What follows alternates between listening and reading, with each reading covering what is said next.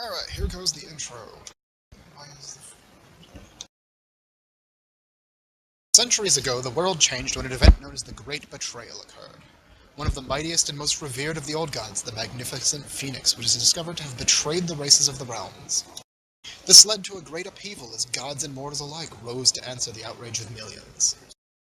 The result was the 100 Generations War.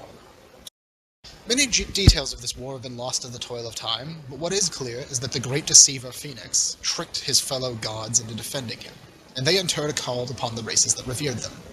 Elves, dwarves, gnomes, among many others, all answered the calls of their divine patrons, and fought the young races of mankind, goblinoids, orcs, and their allies. By the end of this long time of strife, the elder races fell, and the young inherited the world. The divine realm also had a war of its own raging, and many of the old gods were felled, or retreated from the realms to seek refuge elsewhere in the multiverse. The following century was a time of trials, where cosmology of the realm shifted, and the very world as well as those cultures left upon it were irreversibly changed.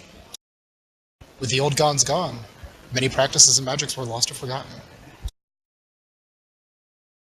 Our story, though, takes place in the town of Hearthmore, a small barony on the borderlands of the realm of man. This small town, originally a halfling settlement, has grown in size and diversity as several organizations have moved into the area and set up shop. This is likely due to its proximity to Ashwell Keep, an ancient and accursed place that is rumored to have been a cathedral to Phoenix before the 100 Generations War, a fact that has attracted countless foolhardy adventurers, mercenaries, and knowledge seekers for over a century. Several powerful factions have moved into town in the last few years and seek to gain something from this ancient place.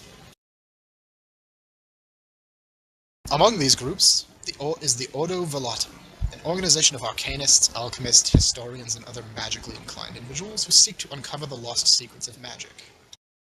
In addition to these mysterious individuals, the clergy of Hestia has bolstered their presence at the local temple in recent times, boasting an impressive number of priests, clerics, monks, and paladins. The most recent addition to the town's populace, though, is the Morningstar Guildhall, a secretive group that is supported by Morningstar, patron god of mankind and protector of the free races.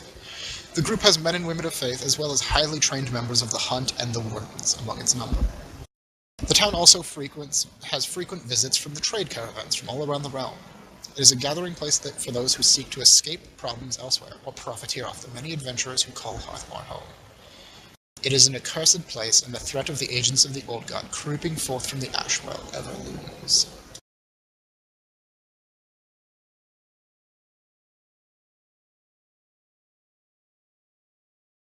And with that, we segue into character introductions. So who wants to go first? I can go, Garret. Hello there. My name is Garret, Gerald, no. Garret, yes. Garret Wandermind, devotee of the arcane arts, the wizard's wizard, the halfling's champion.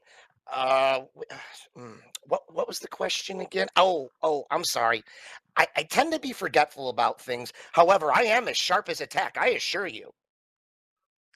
Next is the biography of Garret Wandermind, read by Garret Wandermind. As a young man raised by academics in the capital of the realm of man, Garret was raised among artisans, scribes, and intellectuals and philosophers. It was only natural he sought to join these esteemed individuals. He went to a number of went to a number of academies before eventually enrolling to be trained as a wizard by the Order of the Grey Cloak, a well-regarded guild of arcanists who were funded by the crown. Garret excelled in his studies and found he had a knack for magic. While he never found a specialization like most of his peers, he spent years devoting himself to the arcane arts and learned them well. Then came the final trial, and then things took a darker turn. Nobody knew the specifics of what happened in the Labyrinth of Trials, but by the time Garret left it, he was not the same man he was before. It was as if something he had experienced frazzled his mind. He proved more than capable as a spellcaster despite his short-term memory and distractible nature, and he graduated. A few years after, bumbling about the capital, embarrassing the Order of the Grey Cloak, he was exiled from their membership and sent packing out of the capital, which had led him to Hearthmoor. I debate that story, sir. His likes are literature, philosophy, the arcane arts, and historical texts, statutory, topiary, architecture, and most other artisan crafts. He likes fresh baked bread, remnants of gnomish technology, and or culture. Dislikes war. What is it good for? Distinctly remembers the taste of liking rum, but actually can't stand it. He dislikes games of chance and betting, and the sight of blood. That brings a stink of burnt hair to my mind. Madness. This looks serious, guys. We need to band together in order to... Oh, wait a minute. What is that over there? And that is Garret Wandermind.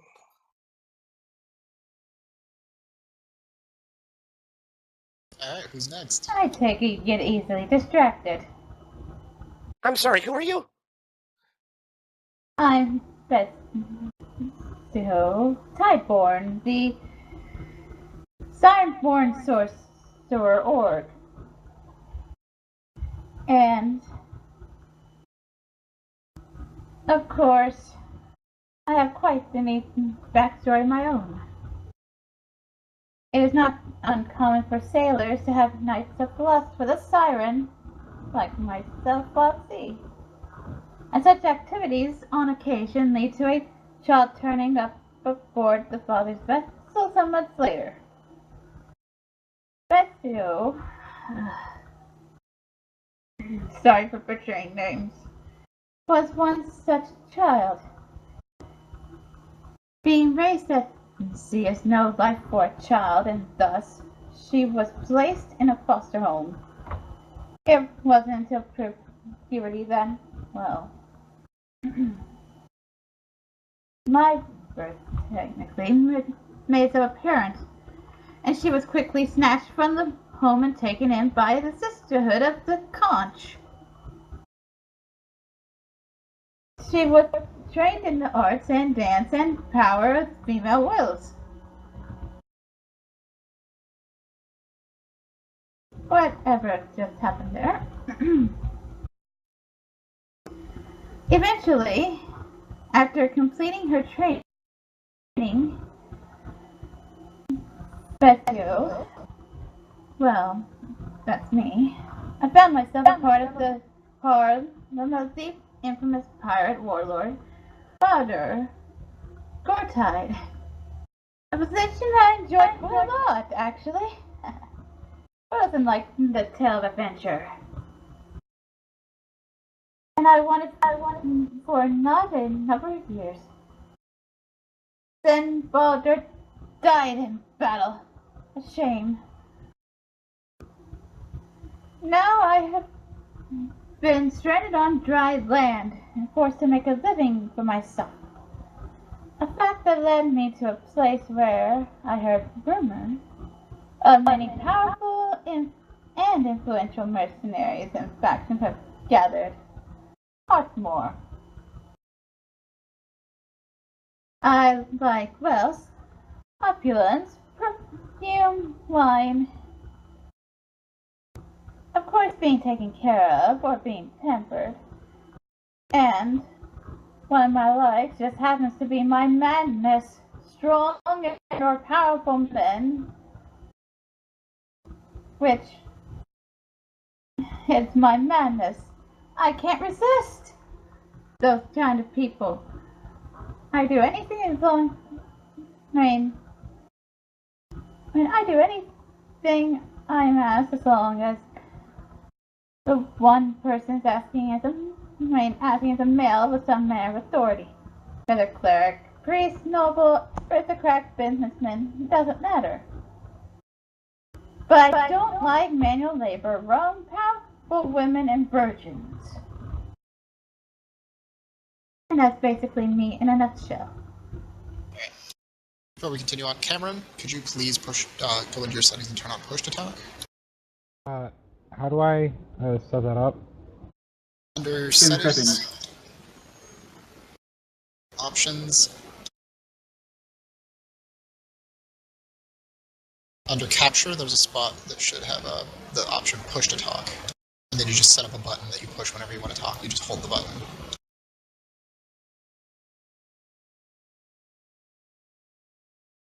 And that'll prevent it from picking up other people and echoing.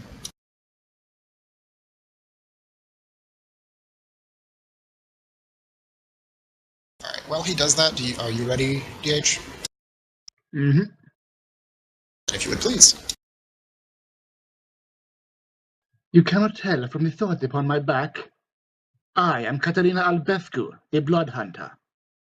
I am human, born to the life of a wanderer, in a family unlike most in many ways. We were part of a caravan of entertainers, performers, and conmen. One of the many roaming cannibals in the realm of man. I grew up learning how to cut passes, cheat games, hustle cards, and many other such scams.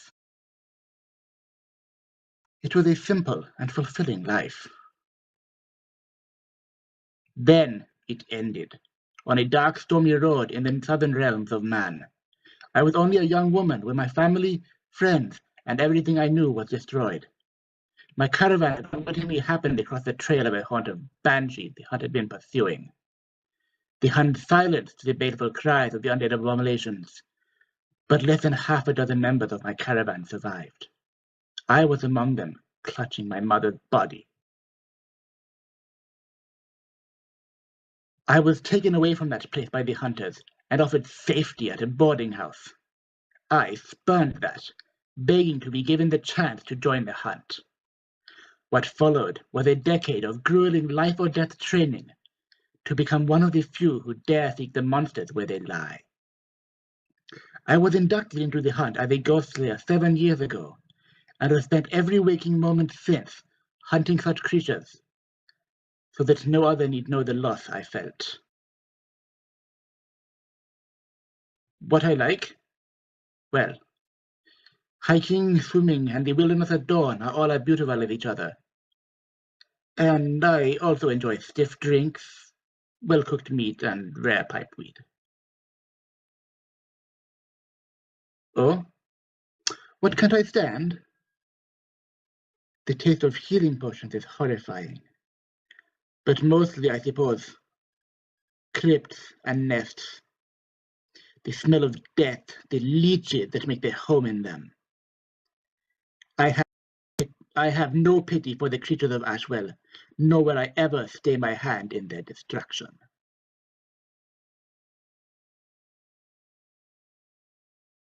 Excellent.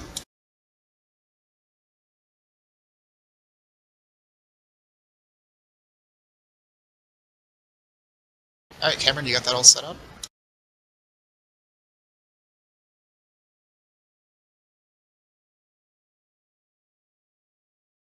Your microphone's disabled, it says. Yeah, I don't know how to set it up for push to talk. Alright. Well, since it's your turn, it doesn't really matter right now, so go ahead and run through your intro. Oh, sorry, I was busy, it's meal time. What? It's not? Well, it is for me. Anyway, where are my notes? I think they have jam on them. Mareena was born and raised in Hawthmoor and has grown up with the Ashwell keep looming on the horizon. She was one of 9 siblings and eventually left her quaint family life behind to seek greater purpose as a sister in the clergy of Hestia. She immersed herself in the teachings of Hestia as well as martial training so that if the need arose, she could battle the evils of Ashwell Keep. In recent times, the keep has been stirring, and Mareena's dreams have been haunted by visions of a coming darkness. I've had so much trouble sleeping, it's hard to eat. Most horrible thing that could happen.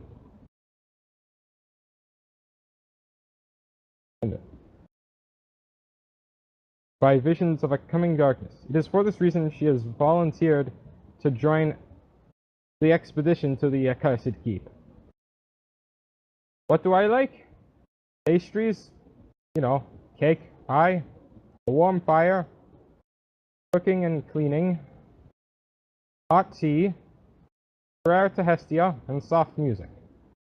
What can't I stand? Oh, the cold, long winters. Cobwebs. Nasty. Liquor. So bitter and hedonists, drunks, whores, and slavery. I love to cook and experience new foods, so when I find something new and interesting, I have a tendency to taste it to see if it'll be a good ingredient. Even if it was part of a monster, or something I definitely shouldn't eat.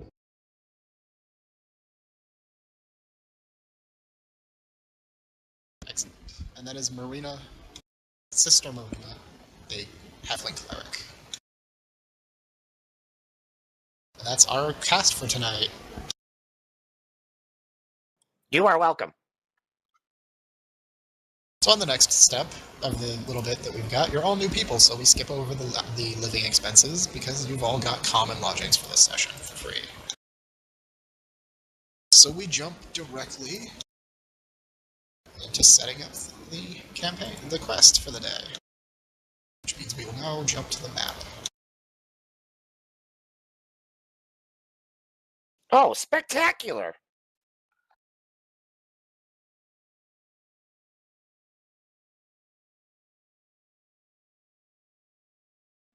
It is a keep. There are many like it. Alright. In recent times, the Ashwell has been stirring, as Mareena's bio mentioned, but several groups have recently been making delves into the place, and not quite all of them have returned. And more than that, though, recently there's been a bent of missing persons about the village, especially from border farms. And of course, because of that, the church of Hestia has been a bit up in arms trying to find out the cause of these disappearances, as it could be any number of things. It could be gnolls from the marshwood, could be bandits, murderers, or it could be the horrors of Ashwell Keep creeping forth.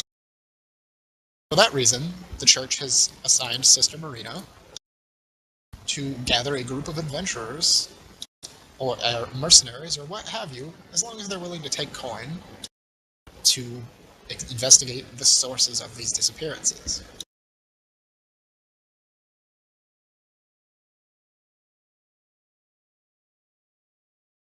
So the question is, how does Sister Mareena want to try to find some adventurers or mercenaries? The most common place to find such people would be the Leaky Bitch, the local tavern. But you could also seek out other people at the guild hall, or at the magistrates of the Order of Volatum.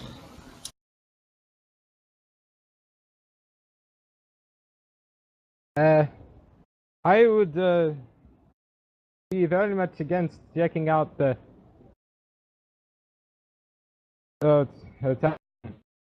as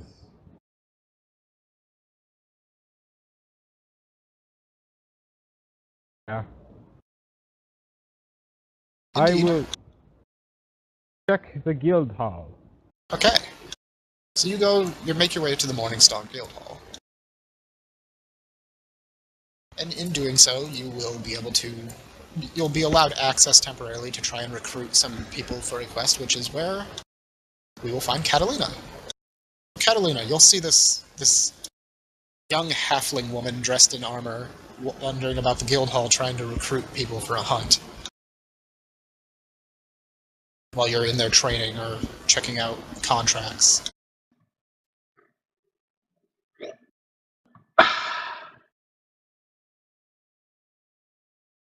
What manner of people does she look like she is looking at?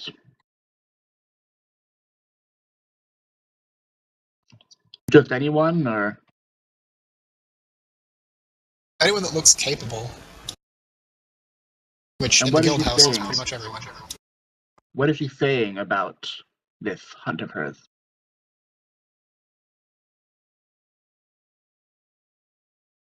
I have been tasked with finding those to accompany me to Ashwell Keep.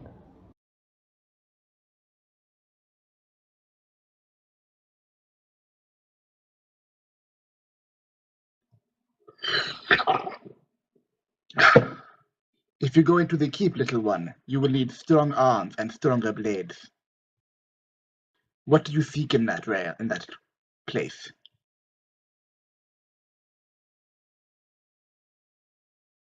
It's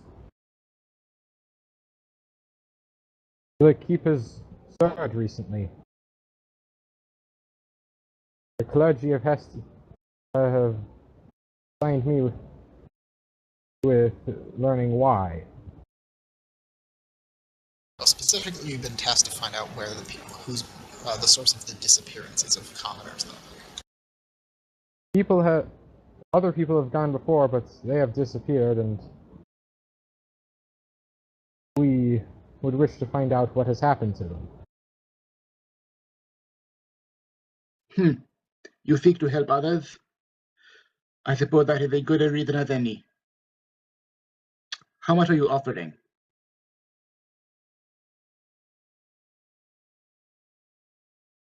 The church is offering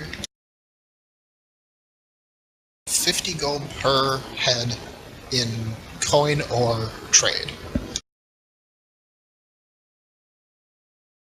Wait, per head as in... Per person. Oh. Like, if you get 4 people, which is the goal, each person will get 50 coin for the mission.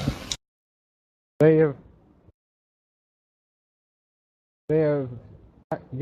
have offered 50 gold per head. That is not the most generous contract I have ever heard of, but I have done more for less. You have my blade, little one.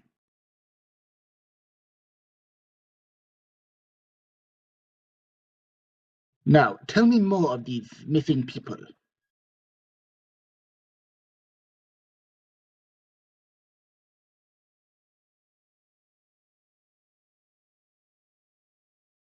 Alright, well basically you kind of go over what you know of the disappearances, and you don't have to go through this in character, but the basic gist of it is it's been a lot of farmers out on the outskirts of town have gone missing lately, especially men and girthier women, and men specifically, have gone missing more often.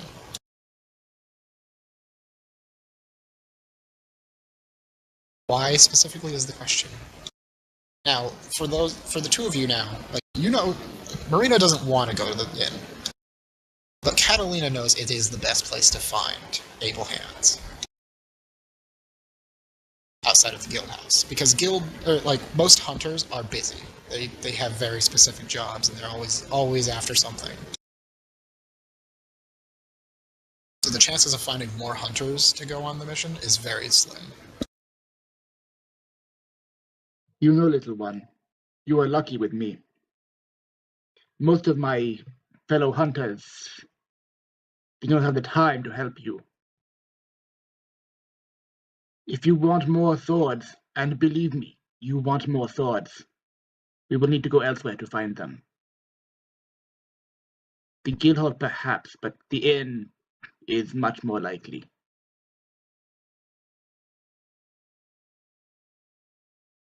As much as I hate dealing with drunkards, yes, it is a necessary evil. Out of character, I feel the urge to point out that Catalina has been drinking this entire time. I mean, yeah, that doesn't make her drunk.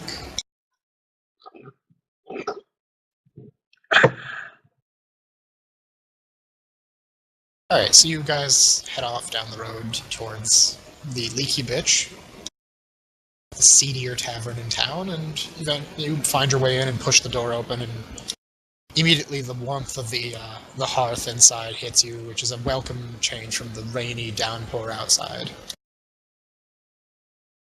And you walk in, and it's not as busy as you've seen it some days, but it's quite busy, and there's a number of ruffians and toughs and adventure-y types all about.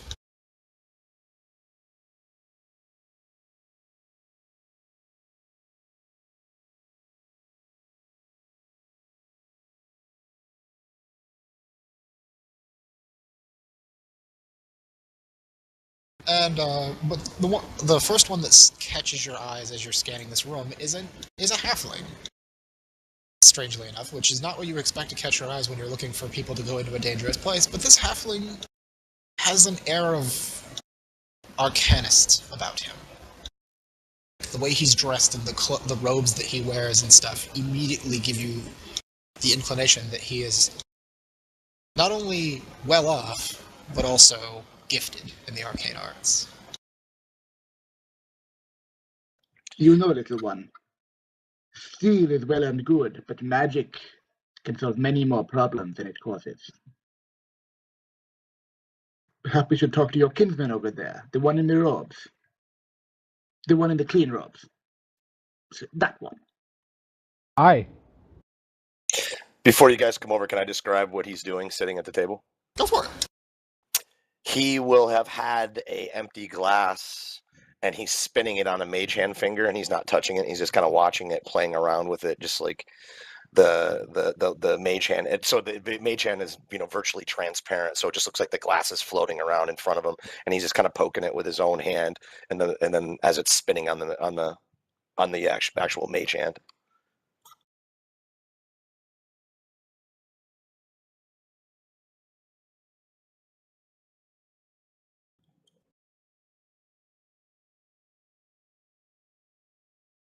I approach him, say, "Good day.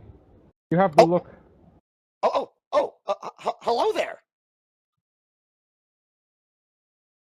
You have the look of a wizard about you. How would you like? Thank you, sir.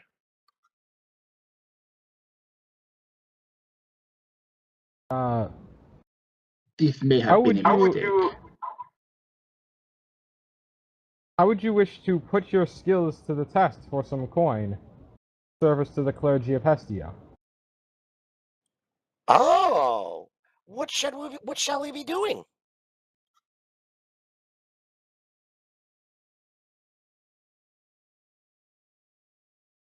Going into Ashwell. The clergy seeks to find out why people are going missing. We're going to Ashwell Keep? Oh, how fantastic! You are insane. It will be interesting in traveling with you. You're very particular yourself. I like you. The feeling is mutual, my short and odd friend. I like that. Odd friend. Has a nice ring to it. What are we doing again? There have been a number of disappearances within Ashwell Keep. The keep disappeared? No. People have disappeared within it. And we are to find those people. A mystery. I like mysteries. I'm in.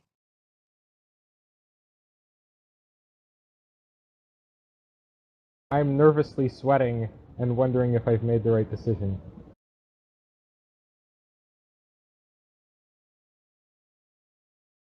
When are we leaving? I don't think just 3 of us can take on the keep on our own. We should find someone else to help us fight.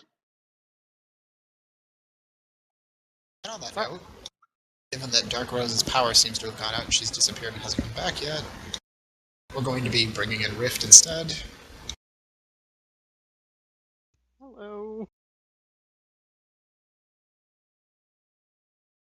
So basically, Gruthrit has been standing across the room in a corner somewhere drinking, and he overhears this exchange between this arcanist, who he's been watching quite closely this entire time, Mhm. and what appears to be a clergyman and a huntsman.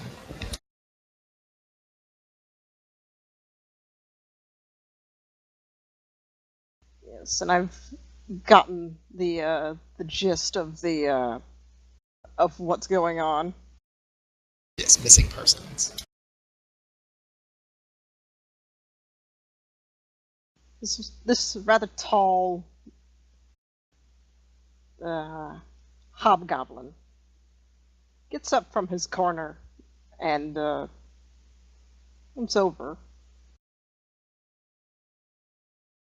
So, what's this about missing persons?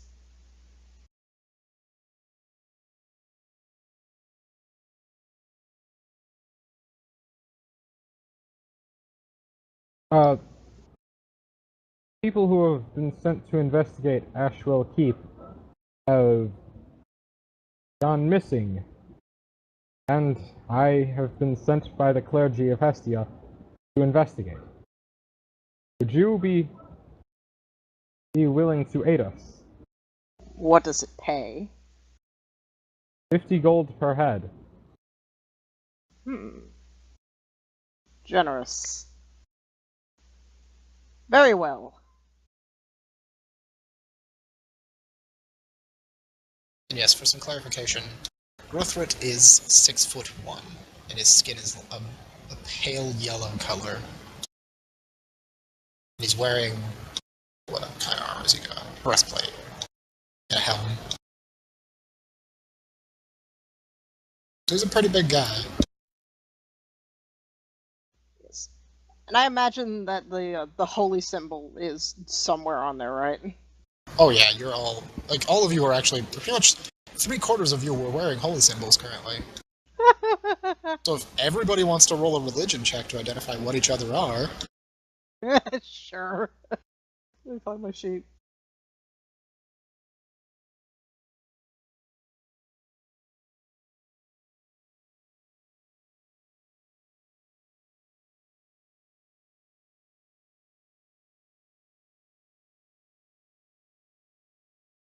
Yeah, Gruthrit easily identifies that that's a sister of the clergy of Hestia and a huntsman of Morningstar.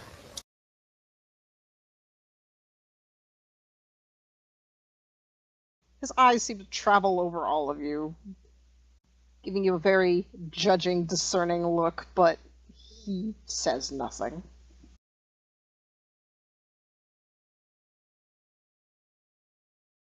Kara, if you want to roll religion as well.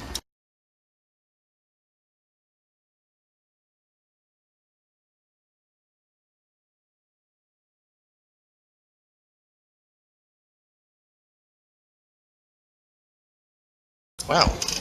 You're not very good religious people. For the basic, like, you can identify that this man is definitely wearing some kind of holy sigil. It's a gilded golden sigil on him. But you don't know it very well. All you know is you do recognize it, and you've seen it most frequently among the Kenku. So seeing it on a hobgoblin is quite odd to you. But it is whatever god belongs to the Kenku. Because in the world of Ashwell, every god claims a patron species. Morningstar is the god of man, Hestia is the goddess of halfling kind, the orcs have Leviathan, the sea god, the Kenku have their god, the gnolls have their goddess. The only ones that don't have gods are the hobgoblins, goblins, and my brain just farted. Bugbears. They are spiritualists. They believe that the spirits pass on and that all things have spirits. And they don't actually revere any specific god or deity.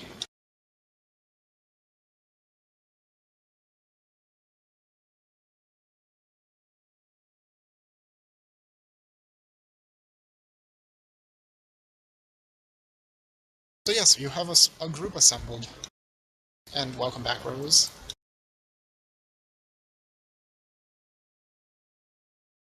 You were gone for about a little over 10 minutes, so we popped Rift into your spot, so we can try this again some point, but we're going to continue with the group we've got in case this happens again because you have a storm going on. I don't want to have you dropping in and out all session. Yeah, that power outage. Dang it. It sucks. Alright, you guys have a group built. Well, looks like we have 4. Are we ready to go?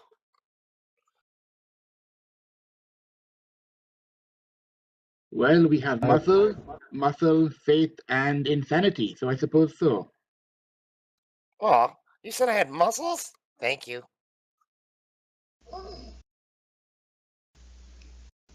Gruthrit looks down at this odd halfling wizard and just raises an eyebrow. Come on, Gromit, let's go. What is it with the short people in this universe? That's where your brain is like. You're like, what is wrong with the short people in this world? Exactly. He grows on you like mold. I hope not.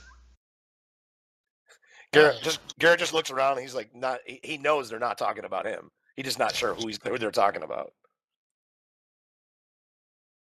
So you guys do some intros and you head off to go do some shopping before you head off into the dungeon to go investigate what's happening.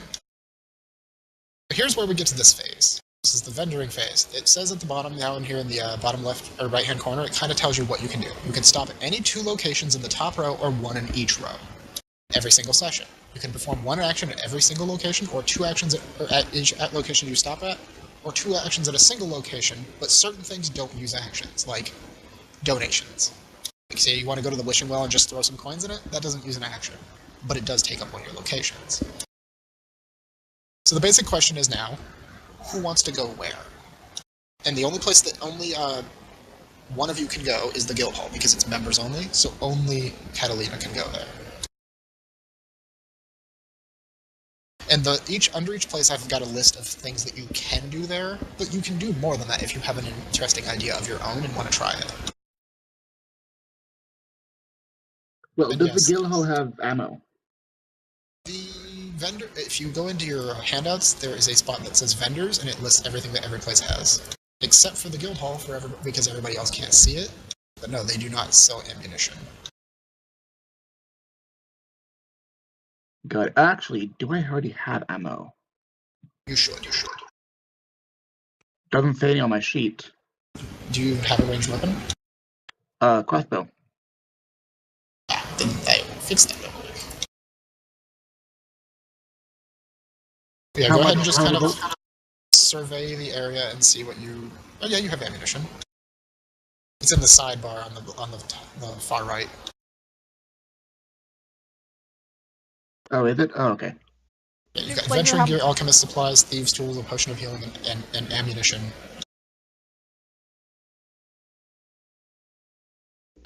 We've already went over this a little bit, so some of you know it, but a lot of the gear in Ashwell is an abstraction. Ammunition is another one of those. It's not actually literally 3 shots. You have 3 ammo. It's just kind of the abstract concept of ammunition.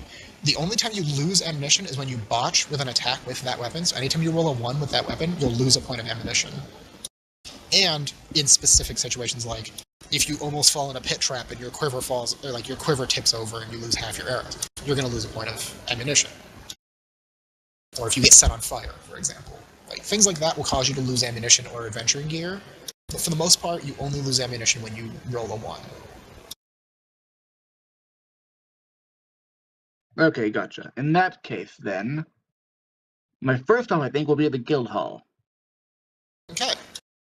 Mostly because I can, but also because I like to look at their monster lore and see if anyone knows why they might be stealing primarily larger people. Go ahead and roll me just a general... Actually, no, investigation. They have a big library that you can go to and pore over tomes and such.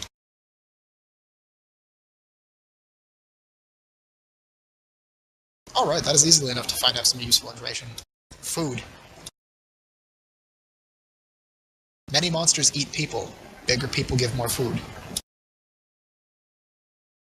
Do I know what monsters would be most common in Ashwell, or is it just anything? Oh, Ashwell's full of all kinds of things. Fun. All of them unpleasant. Then I guess I'll look at the hunt contract, see what there is in the keep specifically. Okay, so you want to What spend am I both of your running actions at the guild hall? Yep. Okay, the hunt contracts. There are currently 2 available contracts. One of them seems to have already been taken out by someone else. One of them is, this looks pretty fresh, 10 gnolls. Bring them the head of 10 gnolls, they'll give you 50 coin. Well, I guess it's better than 50 bear guts. What's the other one? And the second contract is for a wolf. There's been a lot of wolf problems lately. If you bring them the head of a wolf, they will pay you depending on the size of the wolf. Sounds fun. Do I need to say I'm taking the contract, or do I just make a note of it and bring them back? You can accept one contract, and until you finish it, you cannot take another. Aha. Oh, I'm gonna go for the gnolls then, I guess. Okay, and then you just write that in your notes.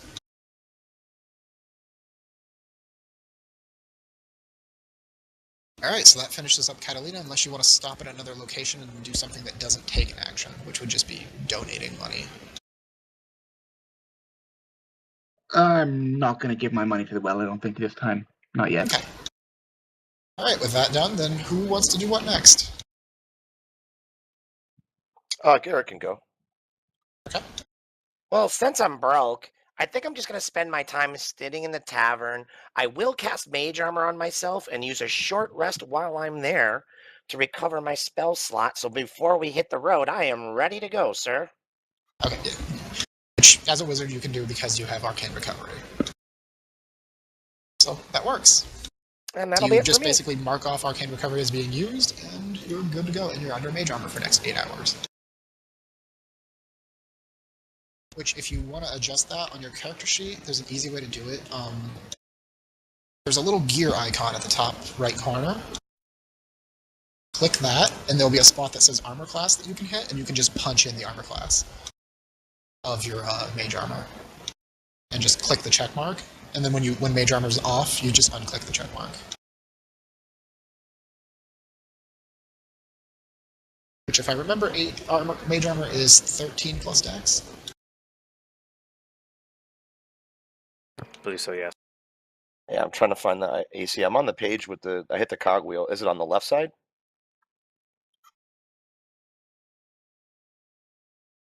Where is the AC? On the, okay, you're on the cog. Yep. Yeah, AC is in the most left-hand section. There's a spot that says Custom AC. Oh, I already have it set up, 13 plus Dex. Just click the check. And then when you go back to core, it should change it. Yep. Thank you. Awesome. Alright, so you're basically just gonna take a rest. At the general, at the leaky bitch. It's my favorite Alright. place. Mareena or Gruthrit, who wants to go do some vendoring next? I'd like to go to the general store. That's the leaky bitch, yeah. Yep. On the vendor, in the journal, there's a vendor spot you can open up, and they show you what the tavern has for sale. And it seems they're out of adventuring gear right now. In that case, I'll return to the Temple of Hestia.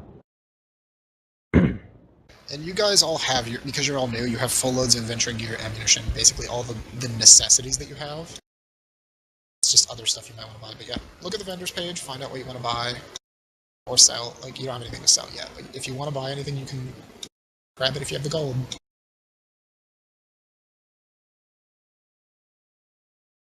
Or you could do other things at each of the places, like you could just go do a prayer sermon at the temple. What do you want to do at the Temple of Hestia? Is the question.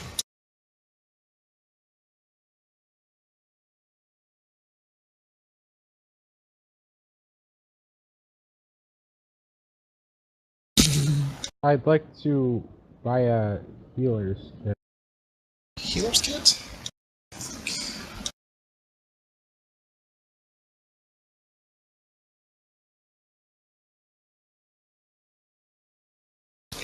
Okay.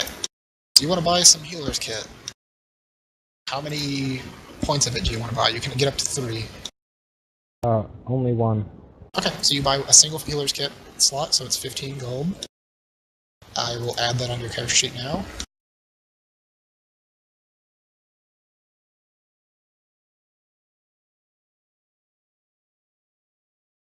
There you go.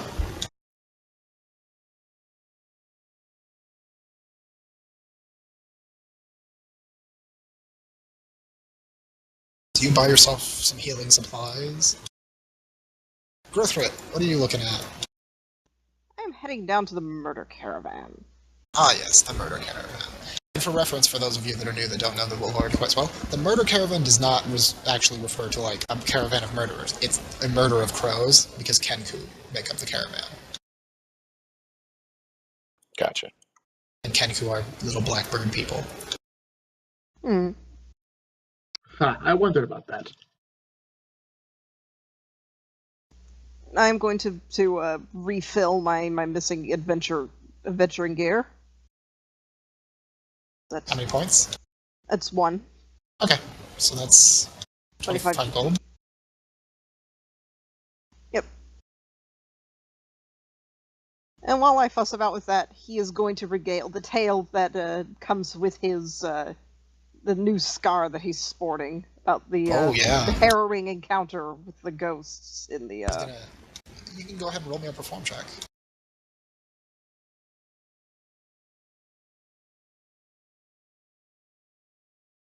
Oh, good! My 0 charisma. Yeah. Okay.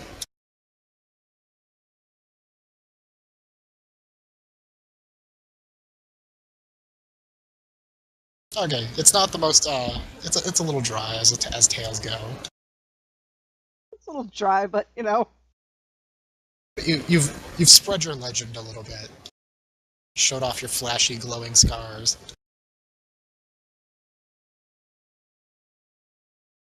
Which, for reference, for those of the rest of you, Gruthrit's been in a couple of sessions already, and in the last session he was in, he was almost killed by a ghost, and he's got big, nasty scars left over from it on his chest, where the ghost ripped into his flesh.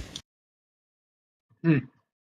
Not that you can see them through the breastplate, but he's showing them off to the murder caravan. Good. Alright, so I think that's everybody done vendoring, so we will now move to the dungeon. Oh, here we go. And I will ping so that it will revert you guys to wherever you're supposed to be on the map before we get started. Okay. For once, this time, you guys are not coming in through the front door. You follow a trail of a recently abducted person, small blood trail and a dragging path, and it eventually leads you to a small cavern that you fall down into after climbing down into it for a ways. You fall down the rabbit hole.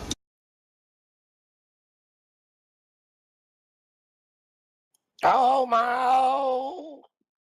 And so basically, you all kind of crash down into this tunnel with an oof as you're all kind of plopped down in here, and I will replace the 1 token that's wrong real quick. Oh, my. Ow, ow. Whose idea was that? Whose idea was that? Ow, watch your foot. Can we see anything, or is it pitch blackness? I would very much appreciate if you would get off my leg. Okay. Can you guys see your tokens and everything? I can see it. I can see, yeah, but can the characters see anything in the cave, or is it pitch black? You can see what you can see. Like, most of you don't have dark vision for the humans and halflings, so... Right now, the only one that can really see anything is Gruthrit. It's pretty dark down here. Can somebody light a torch? You're a mage, can't you use a spell? It's a well-known fact of Ashwell. Sorry, this is a little bit of a lore tidbit for those of you that are new. Light magic is one of the lost magics. The manipulation of light and sunlight are a lost art. For the uneducated, light spells are very difficult to come by in Ashwell. What about fire spells? Don't you have a tinderbox? Gruthrit gets tired of this and he just lights the damn torch.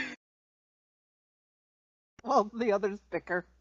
You hear Alright, so you're gonna rumble. spend a point of adventuring gear to light up a torch. Here comes Torch Coon. Torch Coon. Thank you, Trumpet. Now, for clarity though, despite the rarity of said magic, one of you does actually have a spell that does cast light. It's just not the light spell.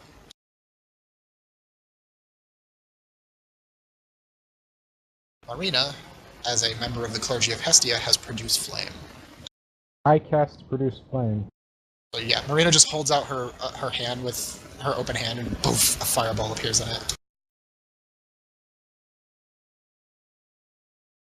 Oh, a tunnel. Which, if you are you haven't used these character sheets before, if you click on any of your spells, it will actually cast them. It'll show them in chat.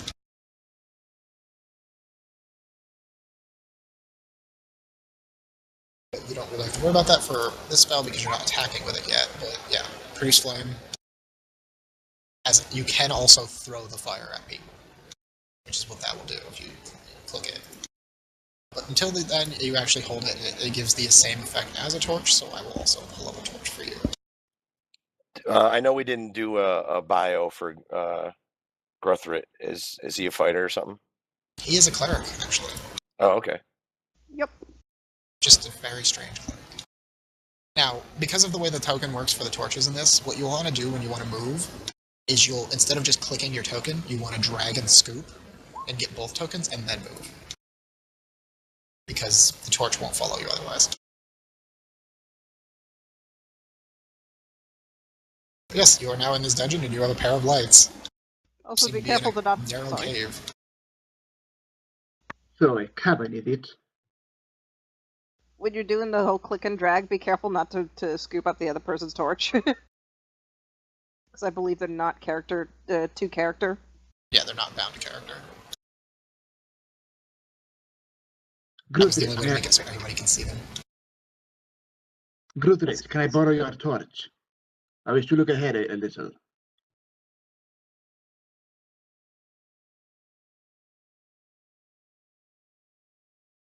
I'm sorry, my headset fell off. What was that? I wish to look ahead a little. Caverns like this, they are treacherous and unstable. He'll hand over the torch.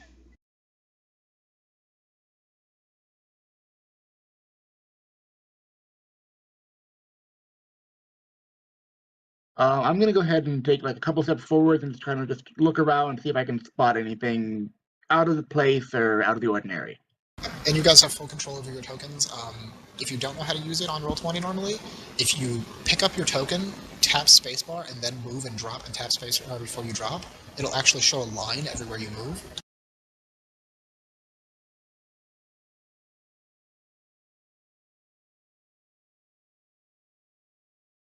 I'm assuming that would be a perception check then? If you're going to actively listen, yes, that would be a perception check. Well, looking around, so. Yeah, well, all of the above are important. So yes, go ahead and roll a perception if you're gonna, you're actually actively trying to search for something. And listen out for danger.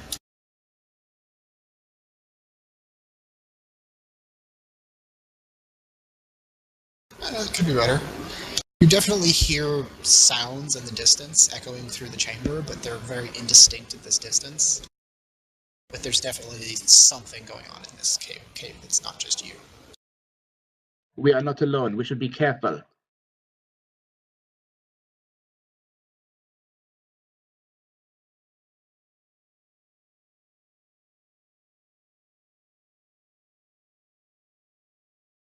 So far, it seems safe. Come on.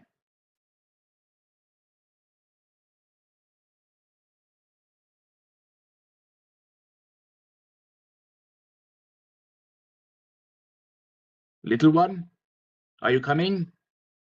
Yeah. Hmm?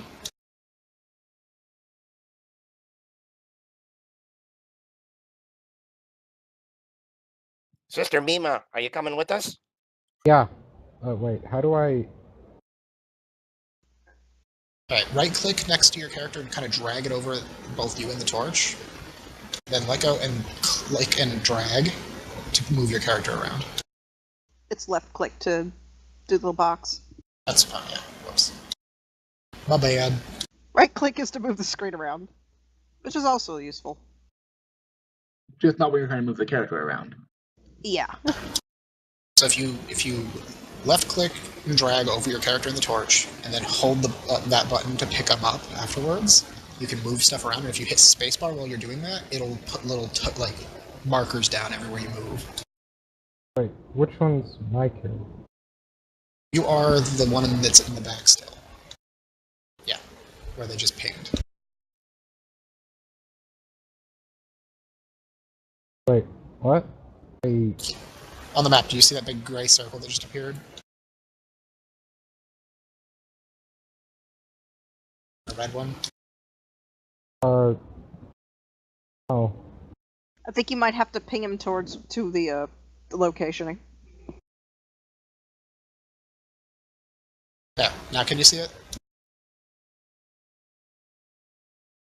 I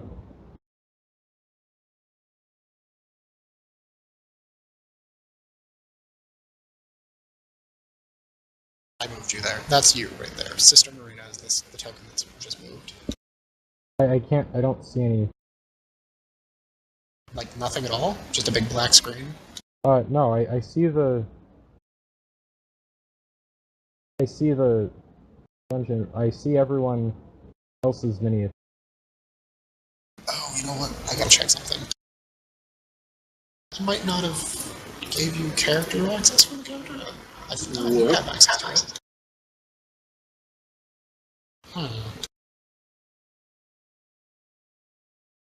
Is the token set for the character?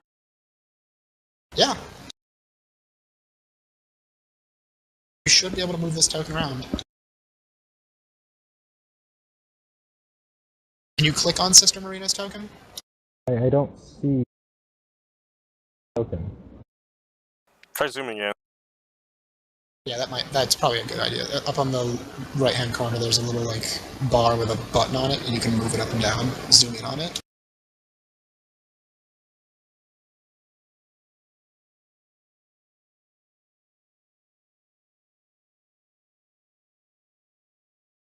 I can't zoom either. You should probably refresh your Roll20 then.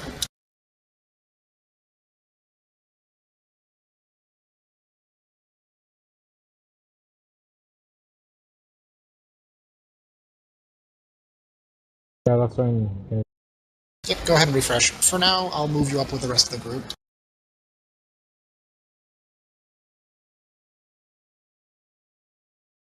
As you get towards that corner, Catalina, you start to hear very distinct crunching sounds, like chewing.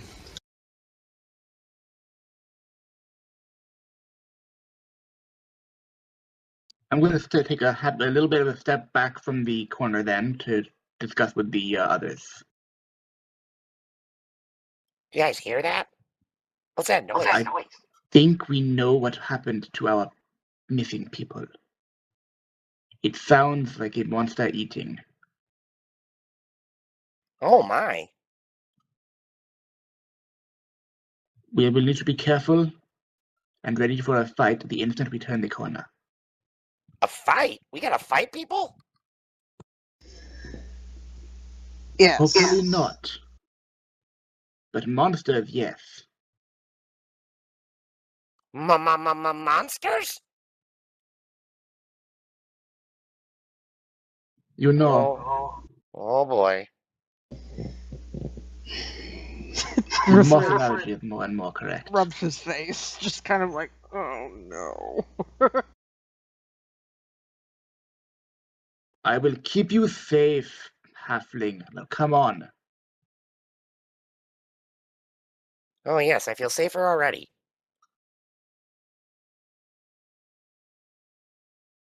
You know how to throw spells. Naturally, as soon as you round the corner, the monsters notice you instantly because you have light. They're not too happy about it.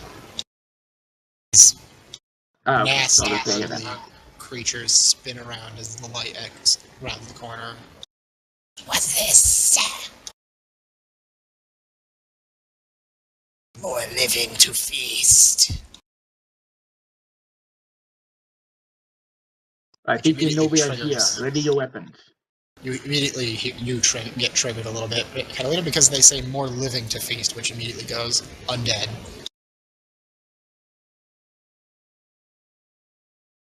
Everyone ready your weapons or spells. These abominations die now. Again.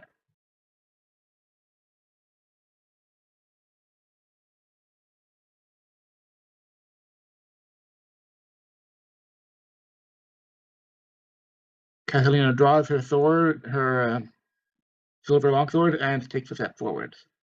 Okay.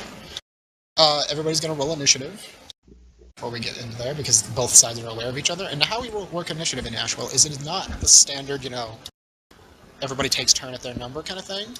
We average your party initiative and the enemy's initiative, and then it takes turns by side. So all of you take a turn together, then all of them take a turn, then all of you, then them, then you, back and forth.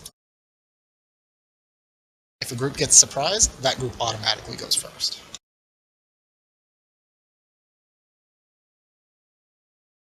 Guys, I'm so sorry.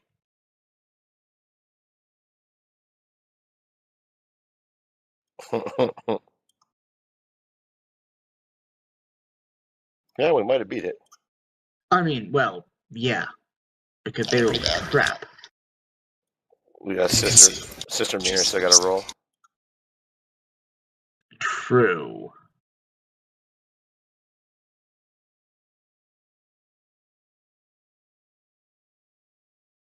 We've got me and Garret to balance it out.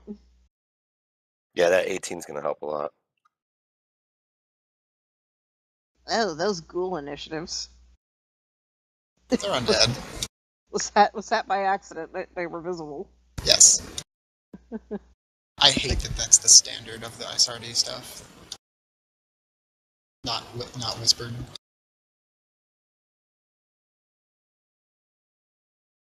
Alright, Cameron, did you get back in? Can you see anything? Can you move anything? What browser are you on?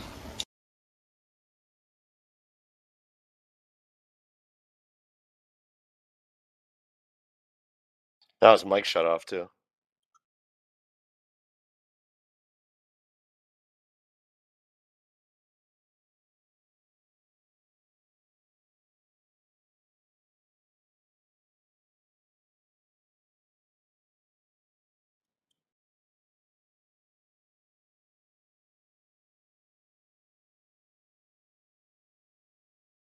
It's fine, just technical difficulties can't be helped.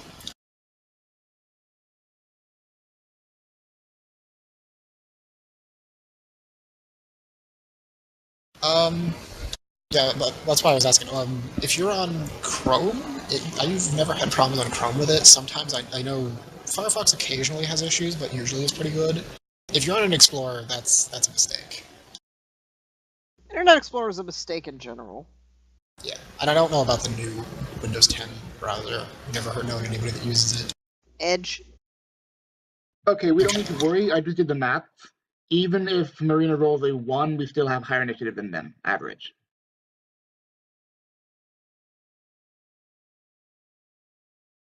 But yeah, you can go ahead and unmute and still. I'll just move your token for you until you can figure out what's going on. But go ahead and roll your initiative. It won't matter too much. You guys are still going to win. But you guys can work out between you as a group who wants to go first within your guys' turn. And the way this works, because you all go simultaneously, because most of you don't have experience with this other than Rift, probably, how it works is you can move at any time during your group turn, up to your full movement and parts of your movement. You can do, like, say, Catalina wanted to step up into combat. She could walk up the 10 feet into combat, attack the things, and then other people could take their turns and move into combat and attack. And then if the things die that Catalina's fighting, and she wants to step forward more, as long as she hasn't used her full movement, she can do that as long as you guys all haven't finished your turns yet. Because it's all one combined mega turn. You're just not simultaneously making attacks and stuff, because that's taxing. Yeah, sounds a lot more convenient, honestly. It lets you tactically work together a lot better, but it also lets the enemies do the same. Also let me have a lot less initiative to worry about. And yeah, we're going first. Yes. So go ahead and... If you guys want, Garret can cast grease on the ground in front of you guys, and you could torch it when they run through it, if you want. Or that might not be a bad idea. Catalina's already in a natural choke point, actually, as well. She does have a ranged weapon that she could use to get a shot off first. While that does seem effective, you also have no way back, because you get slid down the hole. Oh, yeah. So do you really want to set the way you're going to have to move forward on fire? Well, that was fireballing our path. It wouldn't burn forever. No. Also, just as a... I gotta find the duration of it, that's all. Just a thing I'm going to point out. For all we know, we're in a vacuum-tight environment. Fire is bad. Yeah, I mean, it would only last for a minute anyways.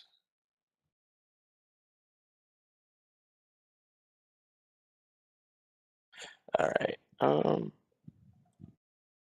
I mean, I'm thinking, I can just do range spells if you guys want to go in.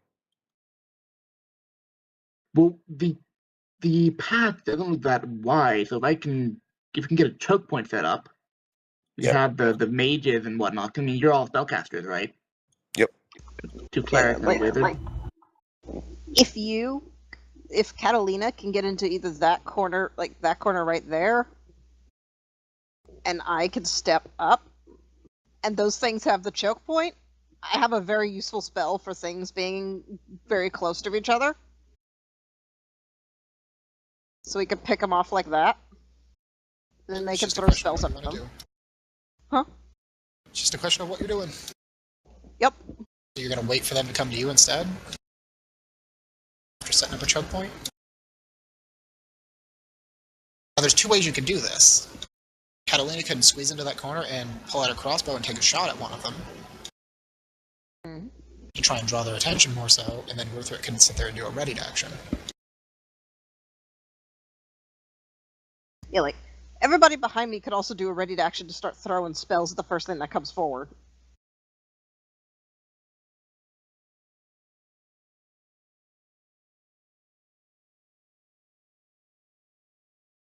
Yeah, you guys create a choke point, and then we'll just cast from behind you.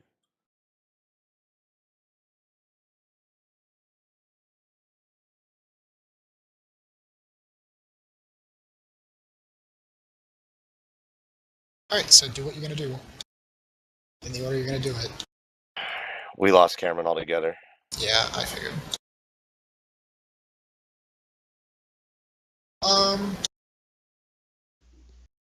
You guys do your turns, and then we'll basically just have Peisithoe just randomly show up, because why not?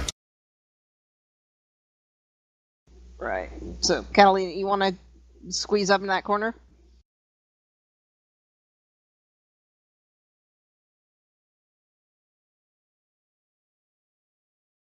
Right there.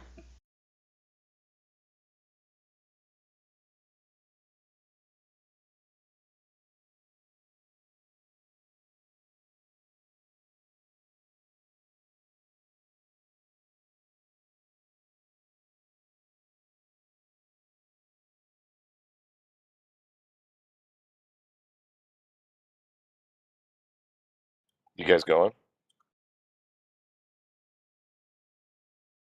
So what are you going to do?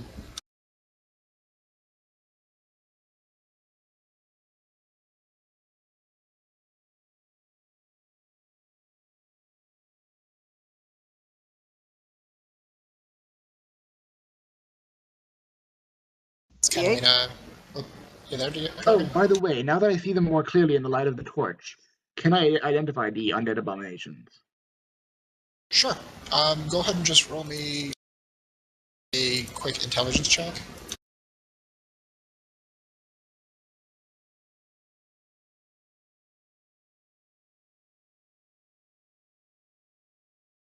I have advantage on the check because of my Yep.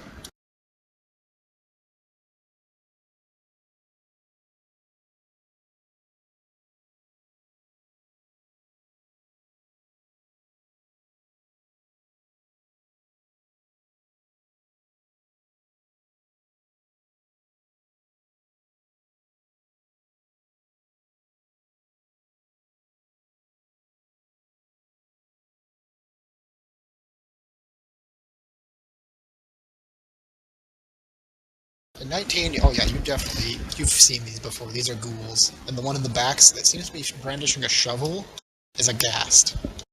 Oh, dang. Which you know from your experiences that ghasts have a horrible, noxious scent around them that you have to be aware of because it can sometimes choke the breath right out of your lungs. ghouls and a ghast. Be careful of the stench of the ghast. It can kill the unprepared. Cover your noses if it comes too close to you. And try not to breathe too deep. Okay. So you've identified them, that's not really even an action, so what do you want to do from there? Are you going to take a step back and shoot? Are you going to stay right in the choke point? Stay where I am and shoot.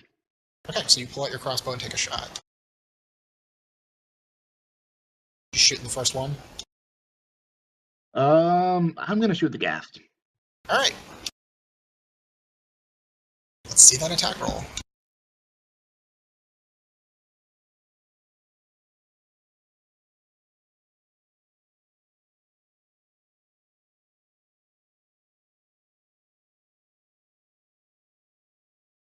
Which for these character sheets is pretty simple. You just click the word crossbow in your attacks and it'll pop right up.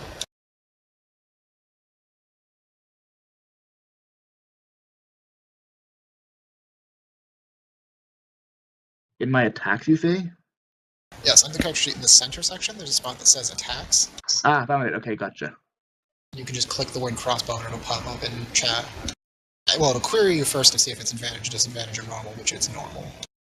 Which you got a crit, and then when you hit with an attack, after I tell you if it did or not, you'll click the word, like crossbow in chat on the box, and it'll roll the damage for you like that. Damn. Good crossbow hit. And that's your turn, even though you normally have extra attacks, crossbows have the loading quality, so you can only have one attack with them. Unless you're the crossbow expert feat, which I don't. With that, do you want to take a step back now so other people can step forward?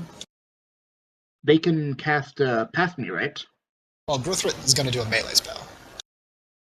Oh, it's a touch spell. It's a melee attack spell. I didn't realize that. Okay. It's in that case, yeah. Okay. In that case, actually, can I step into this square here? There's not quite enough room, but you can step here. Okay, yeah. Well, that was the other option, but I wanted to know if I could. Oh well. You'd be squeezed in there, so you'd have problems. Wouldn't be able to dodge very well if you moved into that spot. Ha! Yeah. So. Take that, abomination. Come and get some more. Alright, so Gruthrit's gonna step forward. Yep, I'm gonna step right up there. You're readying what? Under what pretense? Are you just going to ready? Then let me step up, cast a spell, and back up if you're just going to block that choke. Well, you're a halfling. You can move through him. You can move through me. Like, can he occupy the same square as me, or? No. Okay. No, I won't want to anyway. I don't want to be in the front line. You're on the measuring stick, I think. Yeah, I know. Oh, okay, that was you. Yeah, that was me. So, what you could do is you don't even necessarily. You could move right up here. Depends what's he gonna cast. So. Yeah, I want to hit the ghast. I'm gonna move up to there, hit cast chromatic orb, and then I'll step back to here after. Okay. Do you want me? Are you holding? You could go ahead and go for it. Okay. Yeah, the way that the turns work, he moved. His turn's not done yet, but you can move now and do your stuff, and he'll continue his turn afterwards. All right. It's all one big mega turn as a group. Pardon me. Excuse me. Oh, look out, big guy. Excuse me. All right.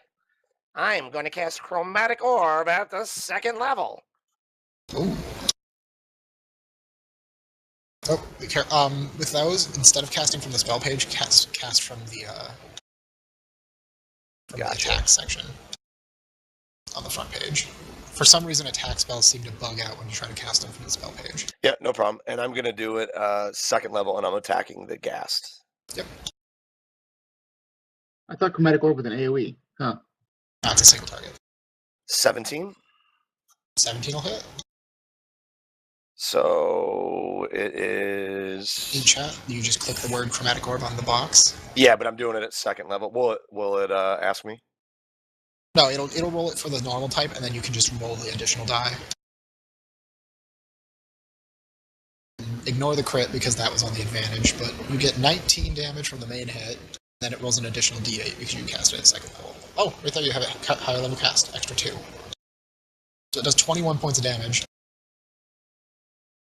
And what type of damage did you choose for it? Because Chromatic Orb you get to choose. I will go... Do I know what they're weak to? Fire damage. They have no weaknesses, actually, so... Oh, fair enough. Just don't use Necrotic. That's what you know. So, I Well, still got to roll 1d8? Is that what you said? No, it's there. See where it says higher level cast? Oh, so it's 2 plus 2 more? Oh, I rolled a 1 on that? Awesome. Well, 2 on it, so it did 21. Alright, cool. And then I will back up. Yep. Pardon me. Coming through. And then Gruthrit, you are readying... I am readying Disrupt Undead on the first one that ends up in this area right here. Okay. Oh, by the way, one last question, quickly. Right. How do they work again? How do what work? The right that I have. They're an action that I need to take, right? I don't know if they're an action or a bonus action, or if you just activate them on your turn. Like, that's what I can't recall. If they're a bonus action or a free action, then I would like to activate the Rite of Radiance.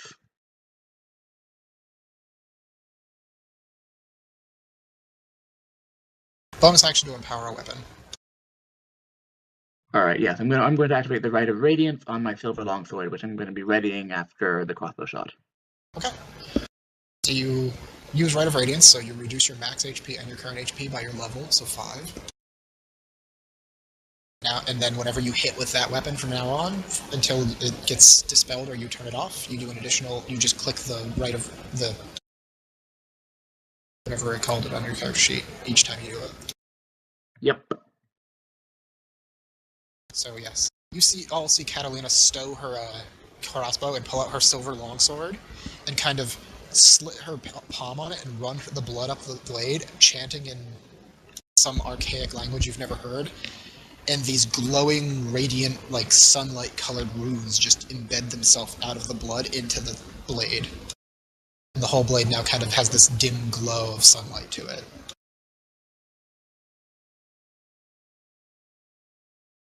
And with that, that is your guys' turn. So I will start with the first ghoul, which is going to immediately trigger Gruthrit. Right. Let me find my thing on my sheet.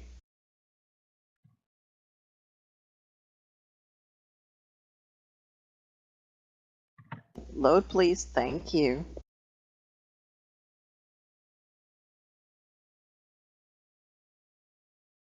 Ugh. I don't imagine that hits, does it? Almost, but not quite. So you see Gruthrit reach out with his palm covered in this, like, ghostly, weird colored energy. The ghoul brings up a bone that was using, like, a club and just kind of deflects the palm away. And then goes to attack. And he'll attack you since you just tried to grab him. He'll claw at you.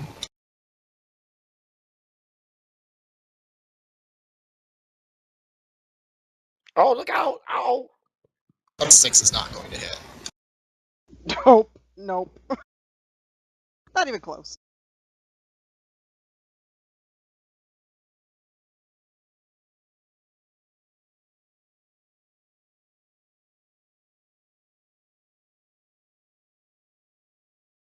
And the ghast is going to take a swing with its shovel from around the corner because reach weapon. At? It has a shovel. No, but who's it attacking at? It's going to attack Gruthrit. He's the only one in reach. Ah, okay. But 16, does that hit you? Nope. Alright, so it swings around the corner with a shovel, and you're just like, no, with your shield. Yup. And that's them, because the rest of them can't get to you. See, it's swinging blind around the corner. Exactly. It's poking at you with a shovel.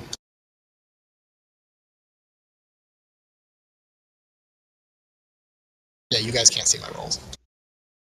Alright, so for this round, Peisithoe, now you just fell down the hole and you hear this noise from further up the thing. You basically followed these guys here because you thought they needed more help and you need money, and why not?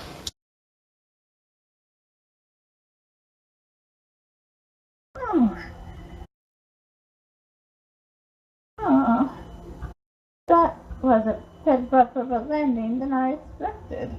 So you're basically will be here by now, this round.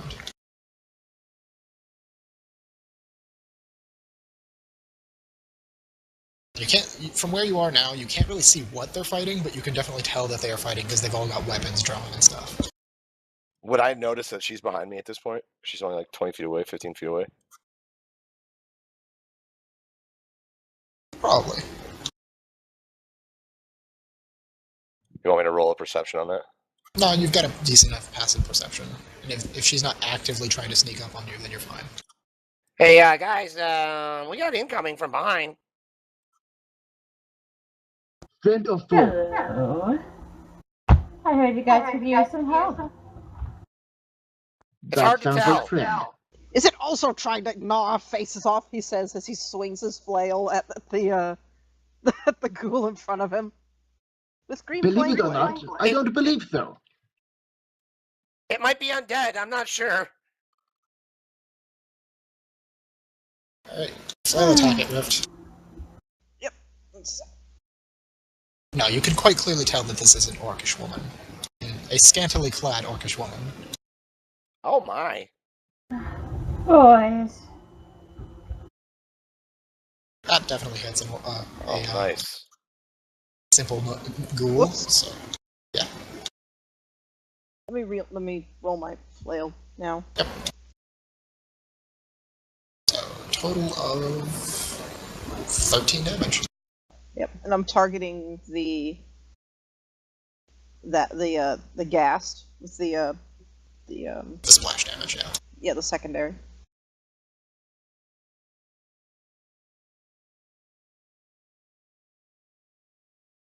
And the gas collapses to the ground after the Nice. massive hit from that chromatic orb before pretty much did it in.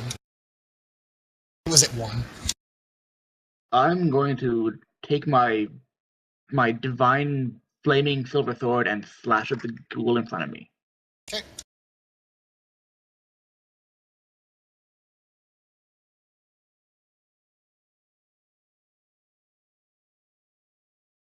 I love Green Flame Blade. It's such a good cantrip. And for those of you who are like, how does a cleric have Green Flame Blade? Arcana Domain gets cantrips from wizards. Oh, That a hit? That hits for sure. And then click your Rite of Dawn. Wrong one. And since it's still alive, I will attack it again. Oh, you hit the wrong right. You hit Rite of Flame. Oh, whoops. I mean, they do the same damage anyhow. Well, the other one does more against undead. Oh, does it? Yeah, click it in your shell.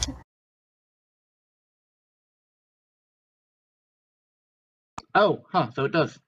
Neat. You do 18 points of damage with that sword swing to this poor ghoul, and it is very much dead. So the thing, like, normally when a ghoul dies, they just kind of wetly fall to the ground, but you see Catalina slashes through this thing, and the sunlight that was on her sword seems to cling to the wounds and, like, almost pervade the interior of this creature. And it burns out this soulless undead husk and leaves nothing but a charred corpse. And so end all abominations. I'm gonna step forward and use my second attack on the other ghoul. Yep.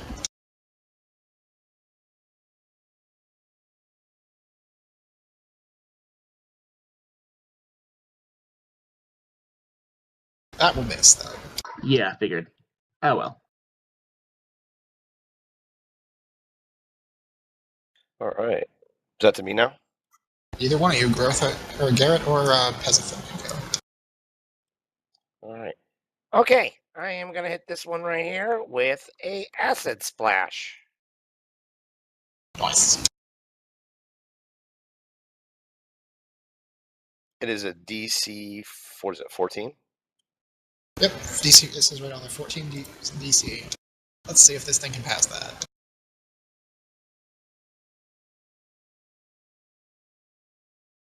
Oh, and that damage is wrong too. It should be 2d6 because I'm 5th level. Yeah. Fix that. Okay. It actually passes the save somehow. Okay. Must be resistant to my magic. It kind of like I'm just skitters glad out of the you get way. it with on me. sploosh. Don't worry, I'm a good aim. Alright, Peisithoe, what do you want to do? I do need to move up some. Where's a good place for me to, stand? There's a nice open corner. Alright, then I'll go over there. And Totally unoccupied. Ignore the invisible man.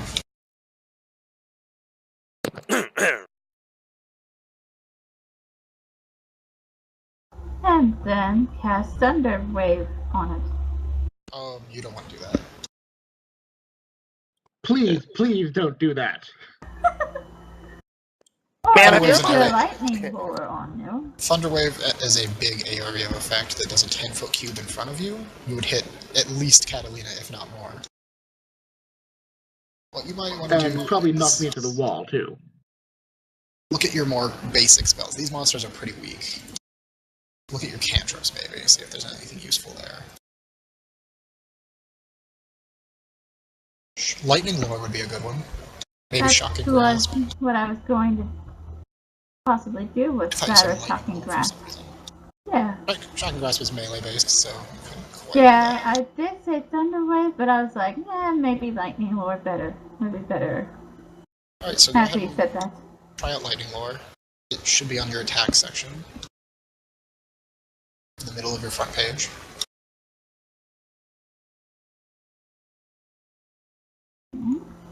On your character sheet, in the middle of the first page, on the core, right in the center, there's a spot that says Lightning Lure. Yep, like that. You gotta cast it 15 or higher to get it done. Let's see if I can save against that. It's doubtful. Oh, Mr. Ghoul.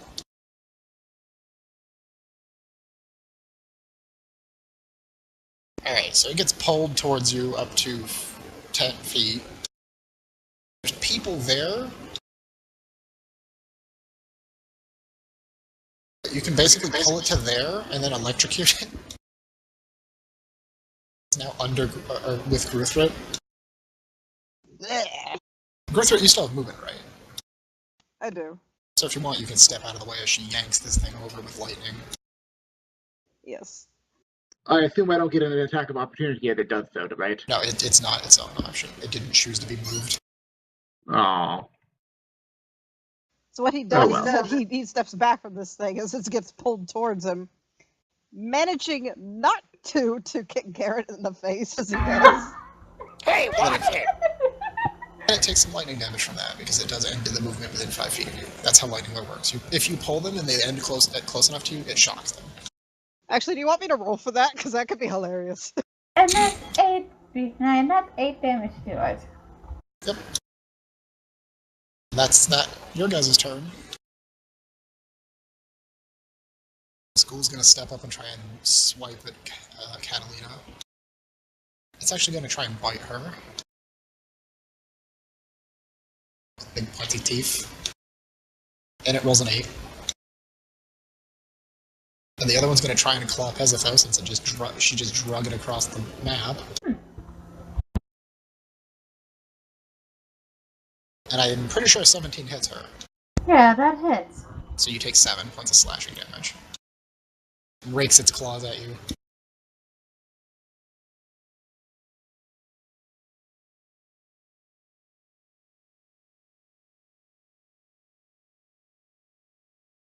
Alright, and that's them, so now it's your guys' turn again.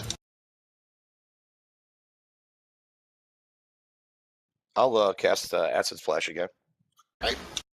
Let's see if we can save this time. Ghouls have a surprisingly high dexterity.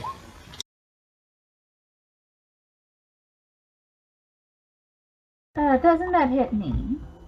No. Magic's special like that. Splash is a misnomer in this case. He can More shoot of an acid his beam. hands. Acid marble, maybe. Alright, that splashes down on top of this ghoul, and it lets out a baleful cry as its body is being burned, but it is not dead. Oh my! My, you have quite the powerful magic there. Why, thank you, madam. Gruthrit, are you done with your turn? Yeah, that was his attack. All right. So everyone, we take one big turn together, all of us. Yes. Yeah. So I'm going to go ahead and attack the ghoul that's in the middle of us. Do I get advantage because we're flanking it? No, we don't use flanking rules because then the monsters would get it too, and that would be painful for you. Probably true. Fair enough. So yeah, I'm going to attack it just normally then. Yep. What determines the DC 14 on... Well, Catalina, you know that one's pretty well surrounded, whereas the other one ahead of you is at full health. You might want to concentrate on the front one.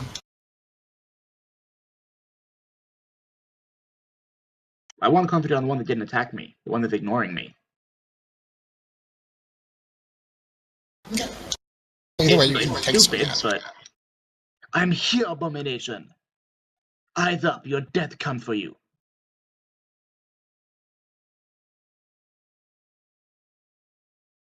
That is correct. Hit or no? No hit. That is not a hit. Didn't think so. I'm going to go ahead and use my second hit to attack the other ghoul up here. Okay.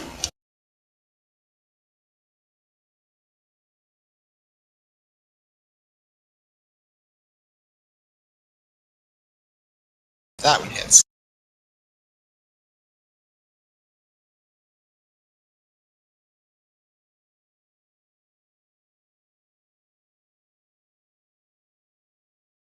$19 damage. Not bad.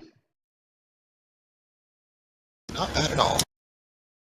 Alright, so that leaves Peisithoe and Gruthrit. Peisithoe, for melee, you do have a quarterstaff for just a standard weapon. Or you can choose to just shock and grasp this thing. I am going to cast Disrupt Undead on this thing. That is also a good option. Just grab it with your ghosty hand.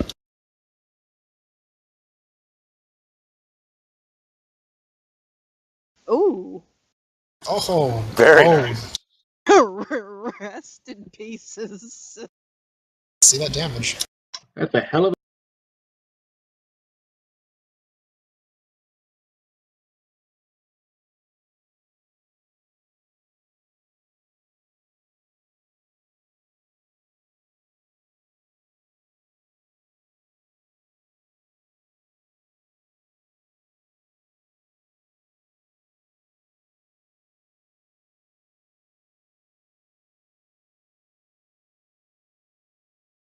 This thing dies just kind of... The area where he touches it just kind of starts to vaporize as it shrieks and falls to the ground. Okay. So, yeah, for those of you that are of the arcane arts, you've seen magics like this before, but the spell that she cast is basically necromancy that undoes necromancy. Very particular. As, like, the necrotic energy that's animating this thing just kind of leaves it. Yeah, she's basically stripping the necrotic energy that it's animating the undead from their body with that attack. That leaves just Peisithoe, and there's only one monster left up at the top.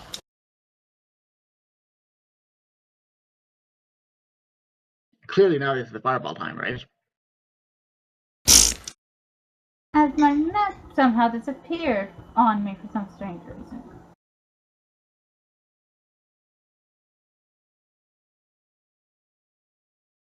Can you see it now? I do now, thank you. Yeah, you must have accidentally scrolled upwards or something. Must have while I was trying to fix the character sheet. Okay. Well, the only creature that's left is the one that's up here. The others are all dead. So you can basically try to squeeze past Catalina and just smack it with a quarterstaff, or you can cast Lightning Lore on it.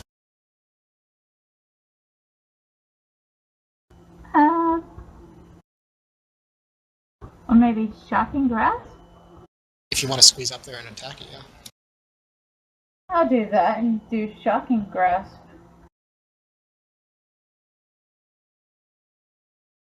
So you move up to there and go ahead and use Shocking Grasp.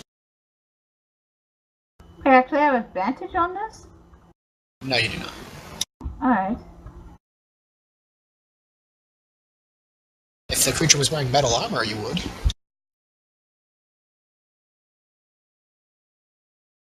What is it with you people? 14, is that it? That'll hit. Perfect. So then you just click the word Shocking Grasp in chat. 8 lightning damage. And that kills it. Ooh. I had it under control. Sorry. It's fine. That's the last of the monsters, though. Now you see their feast seems to be the corpse of both parts of a man and a couple of large mat spiders that they were eating on.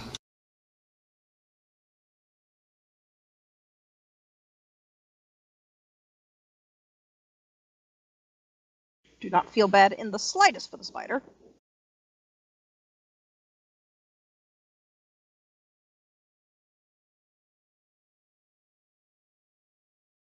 Neither do I, but... Ignore the spider and step up to the man. I hope your soul finds peace wherever it is. Yes, the bits of it that you can find, it's not a full corpse, it looks like chunks of a person that were just kind of cast aside, and this thing is eating them. It's like hands, a feet, and part of a torso. That's all that's left. So nothing, in other words, nothing to make so that we can identify as one of the people who went missing then. Exactly. But it is a human, from what you can tell.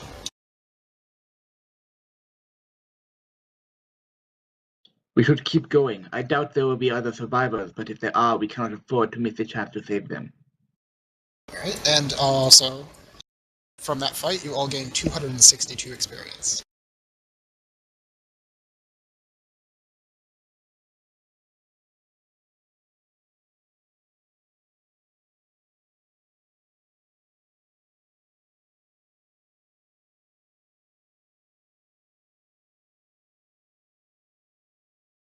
Hope those fools are in for a shocking good time.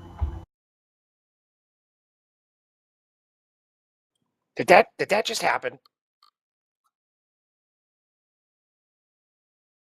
Out of character, real quick, I have a question about the DC for my spells.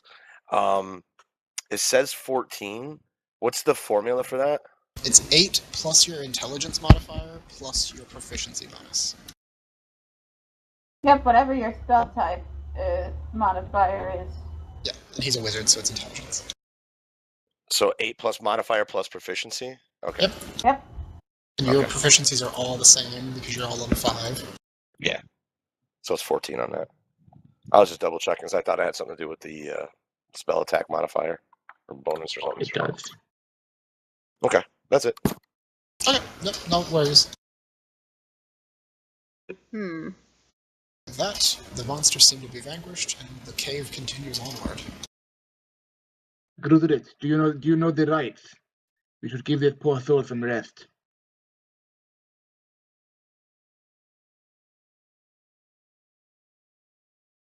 If you're talking to me, I have no idea what the rights are. Gruthrit, is your god the kind that gives people rest?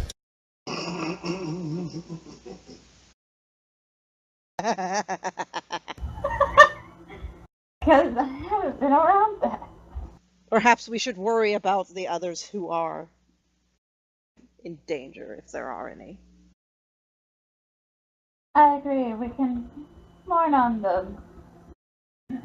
Says with a snort. With a few ghouls, there will be more. We should prepare and we should move them. Whatever you say, boss.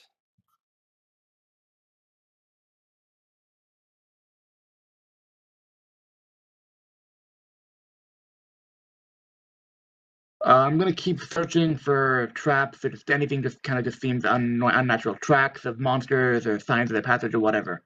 Yep, passive perception will do that for you. Oh, well, okay. Yeah, unless there's something like that seems out of place, you don't need to actively search, but well, you don't have to roll constantly. Fair enough. Gotcha. Yes, I don't you can see ahead in the cave, just in the, like, I don't know how far ahead you can actually see with your light. Like 4.5 square, it looks like, or 3.5, yeah. Well, that's dim light, actually, yeah, so, yeah, about 35 feet-ish. Yeah, you can't quite see the end of the tunnel then. I'll keep going then. Yep. And yeah, Rose, you have control of your token, so you can move it around yourself. That's the curve, right? There seems to be a cave hole in the side of the wall that goes somewhere.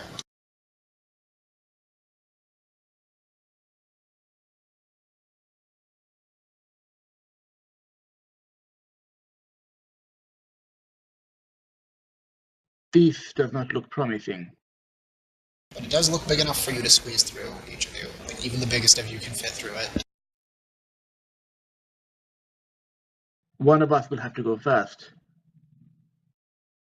If I go, I will need the torch that would leave you all in darkness.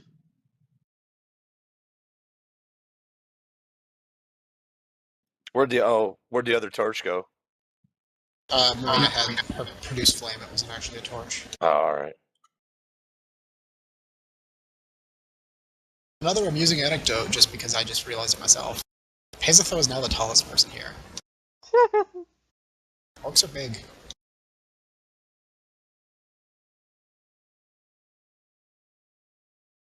Gruthrit, here, take the torch. I would go through and take it from you when I'm through the passage.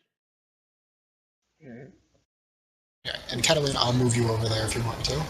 To the other end of the passage. And you do have just like a little bit of dim light from your sword, but not enough to really give you any real light, just enough to give you, like... Oh, yeah. So you're not blind. Mm-hmm. Pass the torch! Gruthrit will attempt to pass the torch. The tunnel is long enough that you can't actually just... Oh, fair enough. Okay, fair enough. Through. Okay. It appears to be safe. Come through. I'll go. Alright, and I'll follow after him. Okay, so you all make your way And through I one will by follow one. after. That was the wrong person. Halflings will be halflings, I guess. I'll get the torch for you in a second. Okay, whoops. Yeah, I'm just moving you all through. This isn't actually a connected part.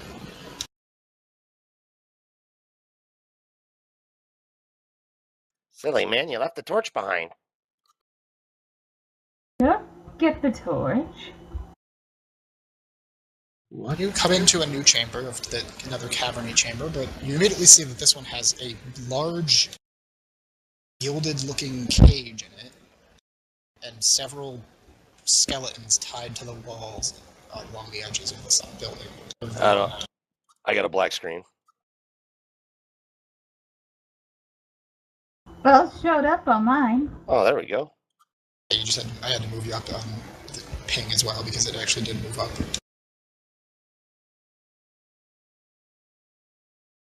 Oh, very, very peculiar. There's something peculiar here. I do not think ghouls are smart enough to use cages. There may be a greater challenge ahead. What is that gold object over there? It is a cage, woman. There is definitely something in the cage, stooped down, like sitting in the bottom of the cage. It looks roughly humanoid, and you can also see now that you've moved ahead. Up where there's a bend in the cave here, there is dried blood coating the floors around several more skeletons. How old do these skeletons look? They've been here a while. Some of them. Well, some of them look fresher, but they've all been picked clean. Back, little one. You do not know what has been there. I really think we should talk. Oh, hey, what's this? A skeleton? Oh. There is not a skeleton in the cage. There is a form. No, I think he was talking about the wall. Can I? Can I see the form clearly enough to kind of see if I can identify it, or? If you want to step up to the cage, you can see it well enough, but otherwise, no. Yeah. And the one thing that you go ahead and roll me intelligence, and you can use the advantage on your normal roll. That's ominous. You know, you have the advantage because you can identify monsters and stuff. Thank God for that. The first thing that you figure out immediately when you walk up to this cage is, despite the coloration of the cage, the material is not gold or brass or bronze. It seems to just be an outer layer of gilding over top of the actual cage. The cage itself is made of cold-forged iron.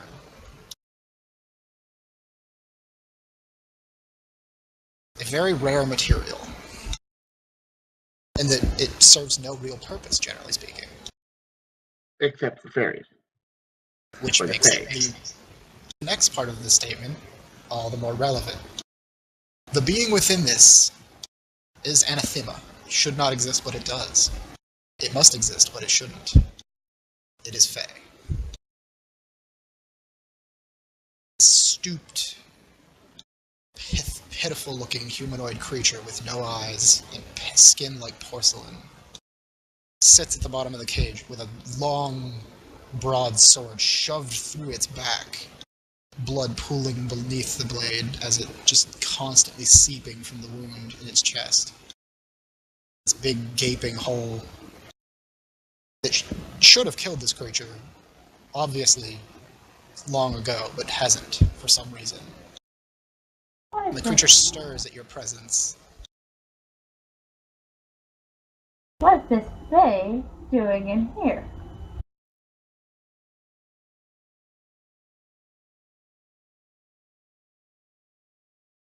Oh, look at that sword. How interesting.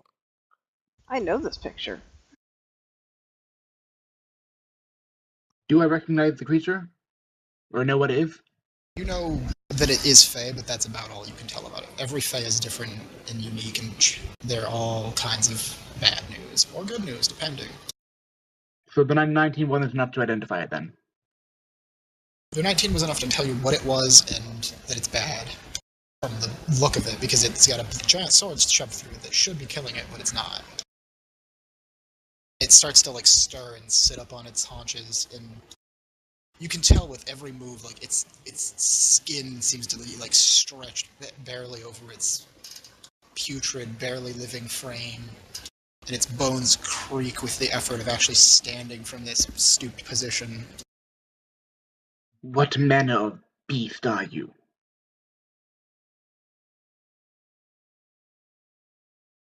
Mortals. I sense mortals. Do you come to feast? Do you come to cut upon me as the others do? Guys, do you think we should pull a sword out? It looks like kind of painful. Different. I can sense it. We come to kill those who feast and save those who are feasted upon. A noble endeavor. If pointless, all life ends. As it should. But that does not mean that prolonging it is not a noble goal in itself. Such is mortality. How did you come to be in this cave of undead? Our existence is pain. Where and when matter not. Oh god, we found an emo fairy. And apparently one of them wants to talk like Yoda at some point. Who's Yoda? But do you think we should take the sword out of this thing? Were it a human, I would say that would kill it. It is not a human. I do not know what it would do. I mean, it looks really painful. I wouldn't want a sword in me. Can we remove the sword from you without killing you, Faye? Many have tried. This cage, I cannot leave it. Maybe you could just kind of wedge your back up against it, and we can just yank it out. And the thing, as it stands fully again, and you see that now that it's moving up and stuff, it kind of raises its hands, and where right below the elbow, you can see a cross section where the actual limb has been sliced off below the elbow, and there's this gap. And then the rest of the arms are just floating there as if they were still attached, and you can actually see the muscle tissue and the bone and everything beneath. And the hands look all like they're coated in blood, like dried blood, and they're emaciated, but they still seem to function. And you can see like the fingers are just moving slowly with like cracking sounds as the bones barely work. It reaches up and grabs the side of the cage to try and look out at you, even though it has no eyes. And as it does, you can see the flesh like boiling as it touches the cold forged iron. Man, they really did a number on you, huh? I don't think that's the only thing. Seems the material is affecting it. Turn around, Faye. One more will attempt to remove the blade from you. I'm assuming the sword's sticking out of its back, right? The hilt. It is all the way through him. Well, the hilt, though, is it back or its front? The hilt is in the back. And it kind of like moves about a little bit more, and the blade kind of, as it's hunched, and scrapes across the bottom of the cage. And it basically, it kind of goes to move, it doesn't move, but it raises its head to look at you, and it's like, mercy, you know this power. This place is too confined. I cannot be released from within this cage. The sword is too large. You are a Fae. Do I have your word you will not attack us should we release you? I will not strike those who do not harm me first. Can I do an Arcana check on the cage? Yes.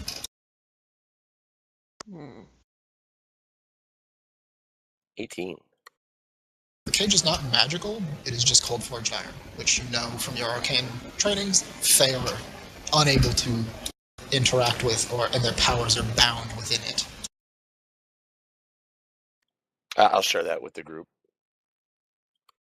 I think Catalina already knew the cold iron bit, but Okay. And the other thing that you do know from your studies of Fae, from both of you, Fae can never tell a lie. Yep. They can hide the truth and use deceptive terminology, but they cannot lie. Would you consider it harm if I opened the cage or pulled the sword from your body? It would be agony. But such is my life.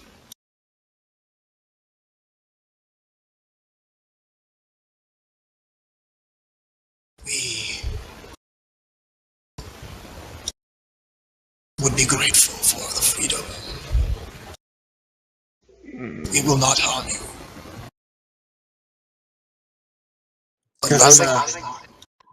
Alright, can I open? Is there a way to open the cage then? Is there a way to open the cage? You can find where there's a lock on it, yes. And the lock looks like a simple iron lock. The cage seems to be far more fancy than the lock ever could be. We need the key. I have these tools. So you do. You can go ahead and roll those if you want to try and pick the lock.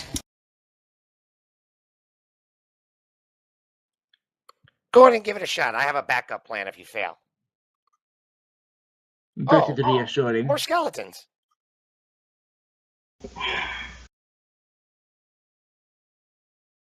Crap.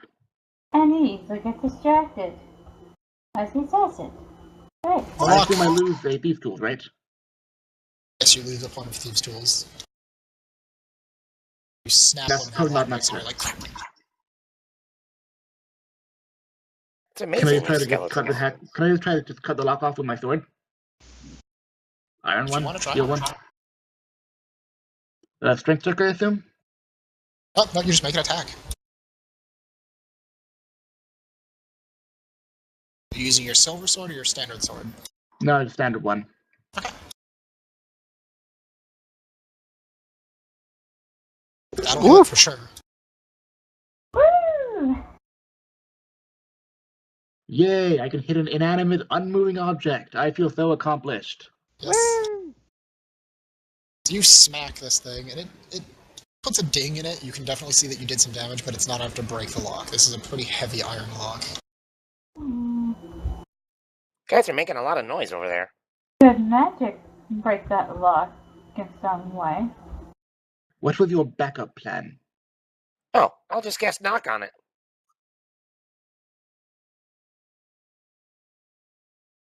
What does it look like when Garret casts that? He kind of fiddles his fingers, and a little bit of arcane energy dances around his fingers, and he makes a fist, and he makes like a knocking motion with his hand. Doesn't have to touch it. Doesn't have to touch it. Just like towards it. Yep, and the lock just pop and opens up. See, much easier. And are you casting that as a ritual? Yeah, yeah. Okay, so it takes about a minute for him to do this whole like intricate ritual. So you're all just kind of sitting around for a bit, but he does unlock the door, the cage. Watching him make knocking motions in the air for 60 seconds. Sure, fair enough. Ta-da! You are free, Faye. What is your name? Our name is Two. It would destroy your simple minds. This is not an insult, this is truth. But for your tongue, I am them that bleeds. Clearly. As the cage swings open, it steps out into the open. And you can, it's still that very slow, like, lumbering movement, and you can see the blood's just constantly dripping out of this wound. Man, you are a mess. Such is my place. Well, that's a horrible place to be in. Can we do something about that sword? I will try. So I'm just going to go up and try to remove the sword from it then. Okay. Alright. I will keep an eye on it from like the opposite end while she's pulling it out from the other end, just to make sure it doesn't like wiggle in any like unpleasant fashion. Oh, like, as soon as Catalina's hands wrap about the hilt of this blade, her eyes just kind of lose focus and roll back into her head as agony untold, like that no mortal should ever experience, just surges through every inch of her being, and you're stunned for one full round as you just...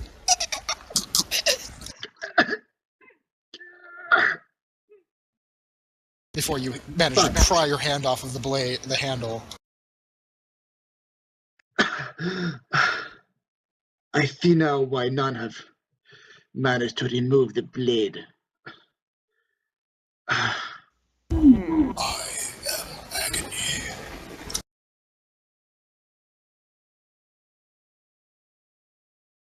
Would I be able to roll Arcana on the sword to see if there's any sort of enchantment on it? Oh, sure.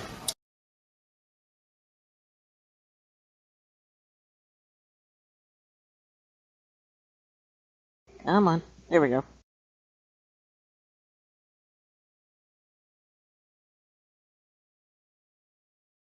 Okay. The funny part is, you're investigating the sword, and from what you can tell, despite the look of the sword, that's not a sword. Oh. That's a part of its spine. Oh. Okay. That's kind of gross. Well, This Fae, like, what you know of Fae, by nature, Fae are all a representation of a specific concept. This being literally seems to be agony.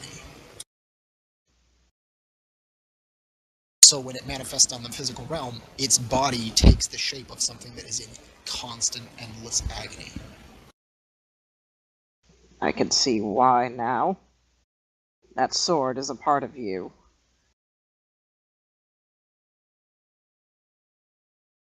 So you speak the truth when you say you are agony. Always, in all things.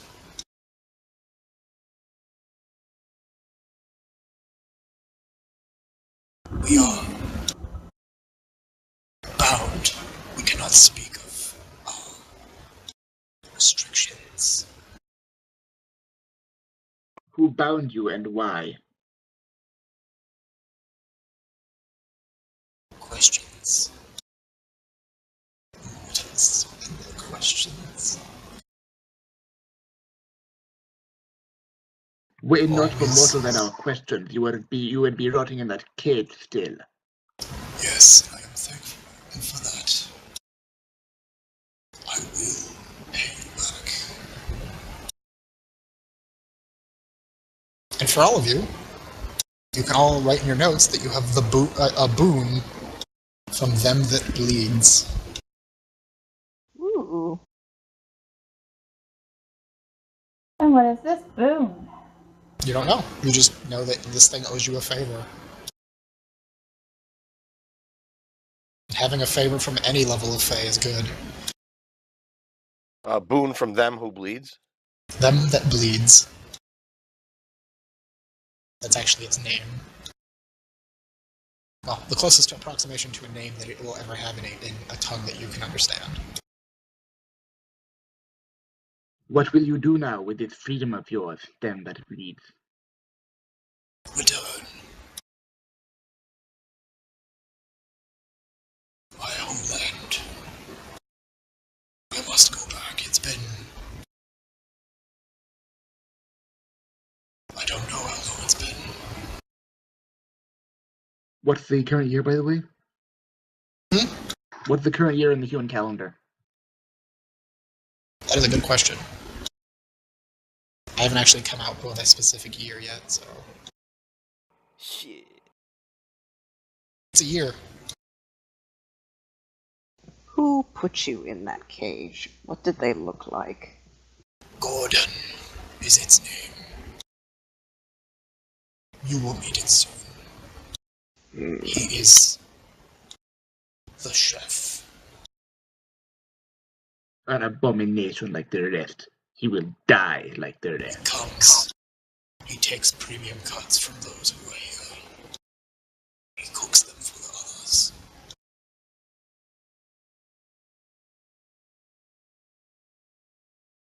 He will cook no more. I Thank you for prefer your answer. bacon. I'll make sure that chef gets fried into pieces. I thank you for your answers, them that bleeds. And I wish you luck on your journey. And your ends come far too soon, mortals. But at least you can enjoy your time. Just one question before you leave there, them who bleeds. How do we get in contact with you to settle up on these boons if we need to? We will know. What are we talking about here? What kind of boons? As it says, we will know. It just fades. Wow, I was not right. Okay. Apparently, it was done talking to you. Sounds like we'll know in good time. Did I just accidentally delete you, Burden? Oh, look, he's back. So anyways, can you answer my question now? I did, didn't I? Oh, okay. Oh. No, Verdun, did I accidentally delete your token? That please. Very, very slippery. Very slippery, I'm telling you. What's that, guys?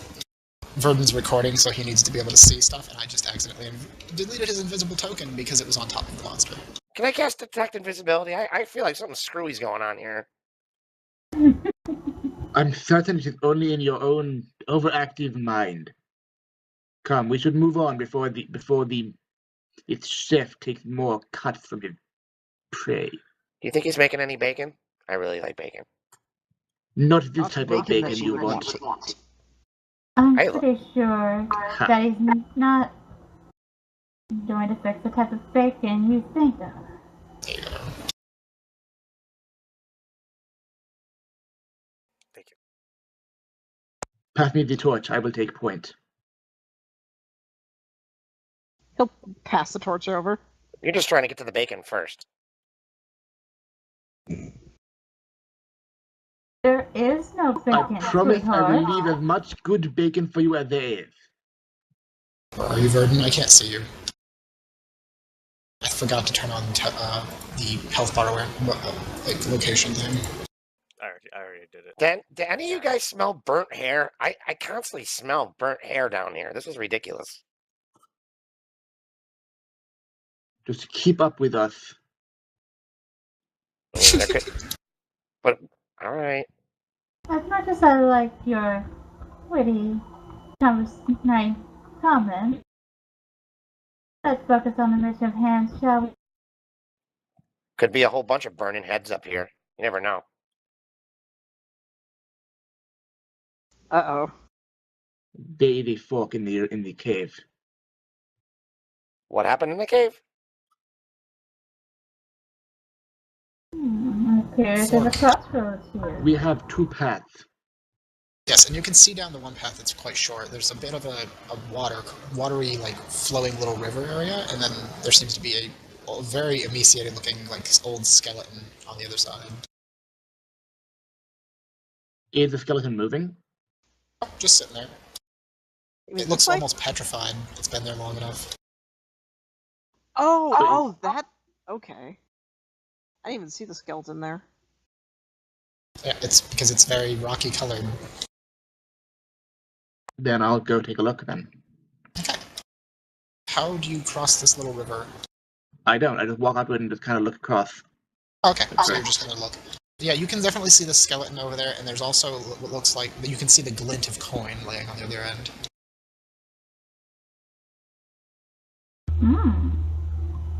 I do have ability to walk on water. That might be useful here. It doesn't seem very long. Like the river is only about 5 feet across, and it's flowing, but not very fast. I'm fairly certain we have the ability to walk over the water in this case, frankly. Also, like you can see the bottom. It doesn't look very deep. It looks like a creek, basically. Alright, Like then should we go over there and check it out?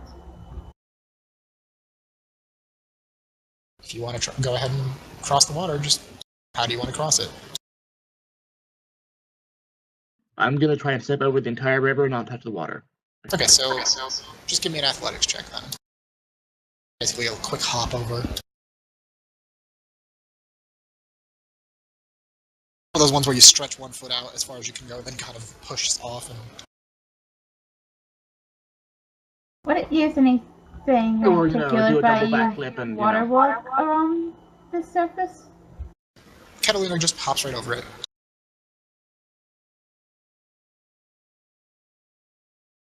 So, is it just a skeleton then?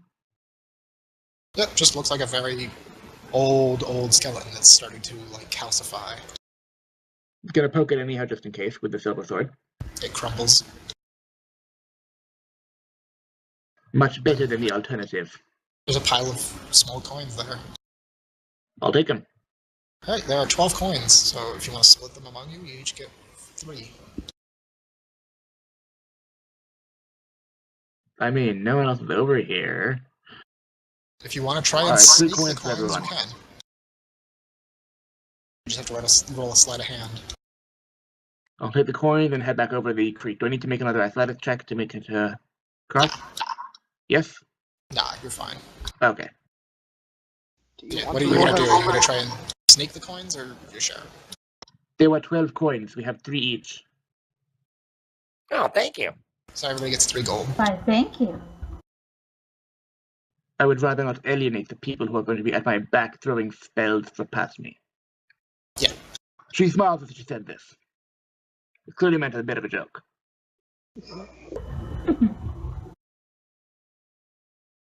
I think he was talking about you. The cavern looks to end here. I'm pretty sure she was also looks talking about attractive. you. Try not to talk over each other, guys. Sorry. It's okay, just echo easy when more than one person talks. The Then cabin nobody gets ends here. understood.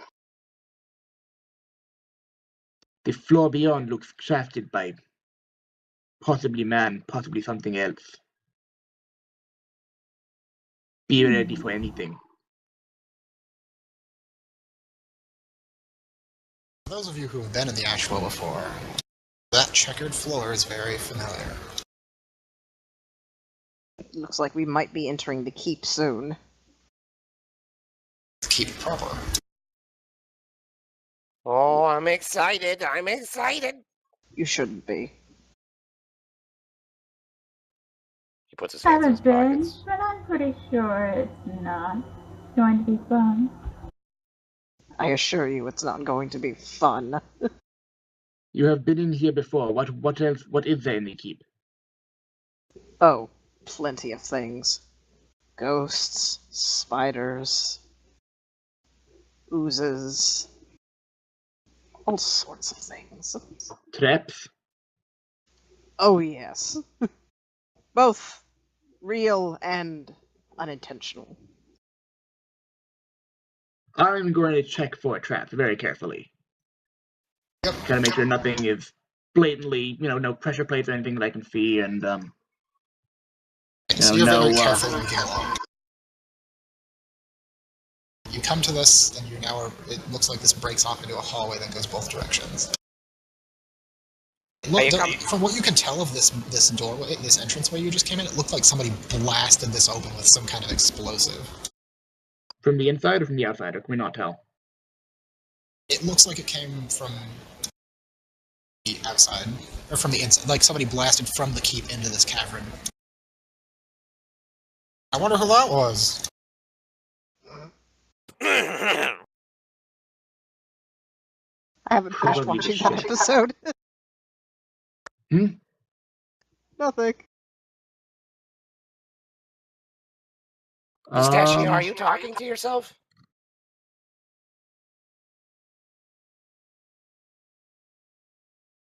Must be.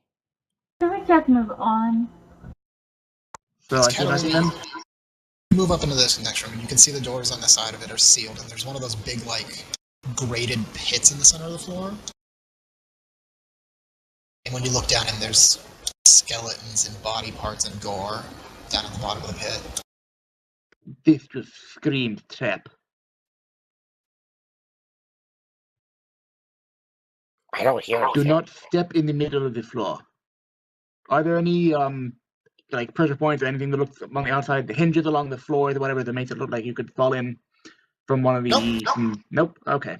From the looks of it, there's hinges on the opposite side of this. It looks like it can be lifted open and things can be dropped. It looks like a trash dump. Ah.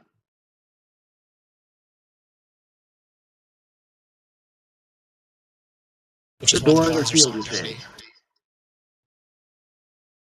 The doors are sealed, you say? Look to be of heavy barred wood, and they do look sealed.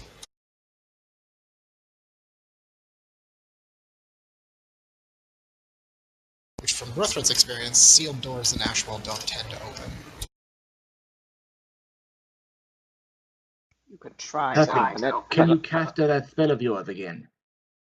I can sure give it a try. So 60 seconds later, after the ritual spell? Yeah, Gruthrit can go ahead, Garret can be up there by the door. You guys can continue looking around if you want to, while he's casting, because it takes him a minute. I'll just head there and wait for him to be done, because, well, actually, no, I'm gonna just stay there and wait for him to be done, because if it does open, then... The other two of you gonna do anything while he's doing that? I'm gonna check and see how fresh that skeleton looks. This one looks a bit fresher than the ones in the other cavern part. Like there's still some meat clung to the bone. Right, so then it can't be older than maybe a few weeks. Something like that. Yeah. Alright. After the minute, Garret knocks on the door, and the door knocks back but does not open. That is very, very interesting.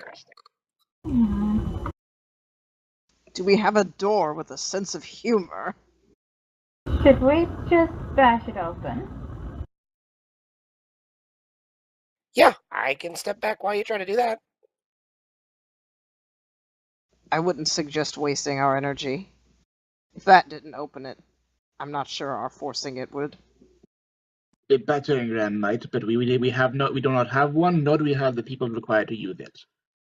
We should go the other way, for now. If the other way does not pan out, then we can come back. Can we do an investigation check to see if there's any levers or hidden switches or anything? Can we do that to open the door? If you want to try, yeah, you can check. You don't have to move with him. Garrett's just gonna check. You guys can do what you're doing. What's that? Just investigation? Yep.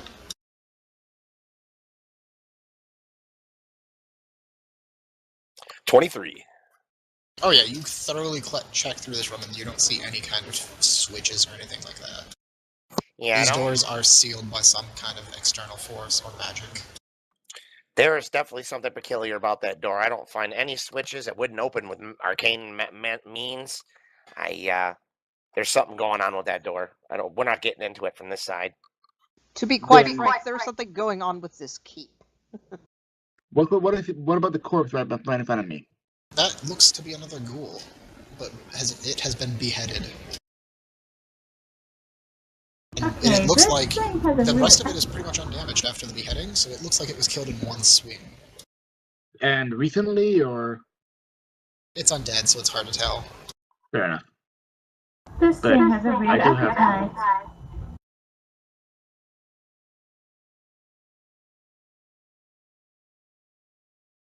Whatever killed it may still be around. These doors are open? There's no door. It's just an archway. I unsheath my silver sword. Okay.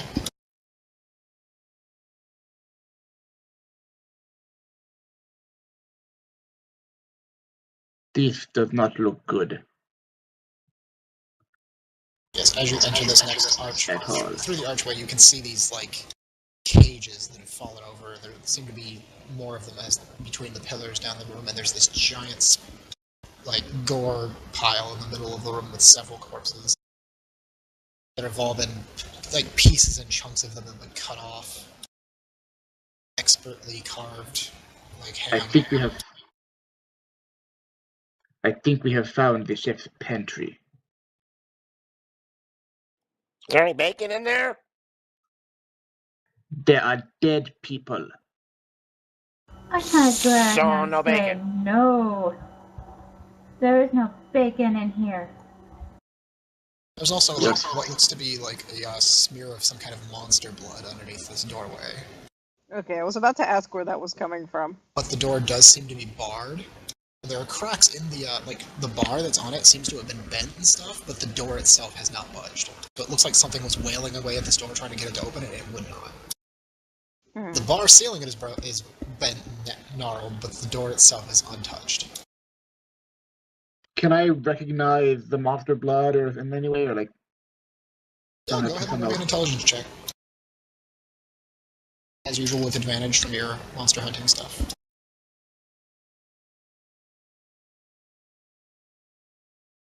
You dip down and kind of stick your fingers in it, a couple of fingers in it, and feel it. And after a bit, you're just kind of sit up and you can tell it's spider blood.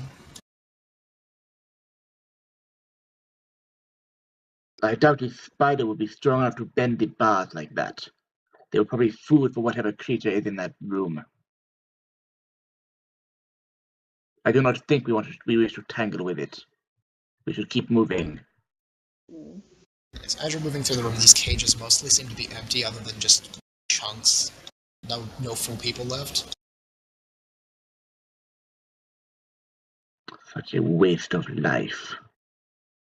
You find another barred door akin to the last one right here. And down here you see a man who tried to, like, this man that was in this box seems to have tried to worm his way out and ended up killing himself on the broken pieces of wood. well, desperately trying to get out. He smells like burnt hair.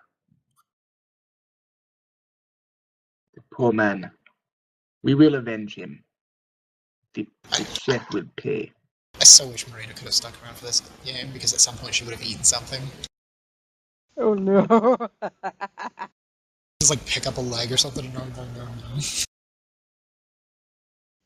Long pig. Also, this trail of blood, does that look fresher? That does look much fresher. Hey, wait for me, guys. This does not look good. As you move down this way, the blood gets fresher and fresher, and down towards this table here, there is, like, very fresh blood pooling at the bottom of the table.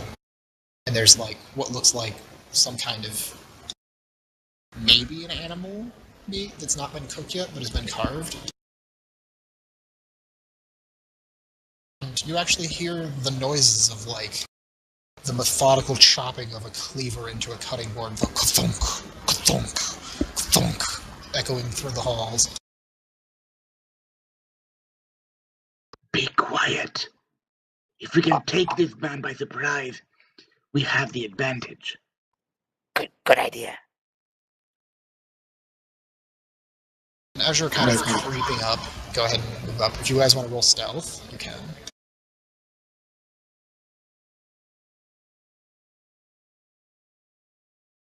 Ooh, crit.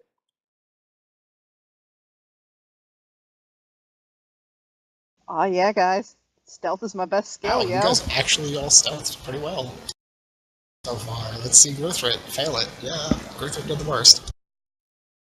So as you guys are rounding this corner, you see this little, like, what looks to be a were-rat, from what you can tell. It's very short and looks like a rat, but he's wearing a very nice, like, almost like a butler uniform. And he kind of rounds this corner with a bottle of wine in his hands, doesn't even notice you guys, and starts to go down this way.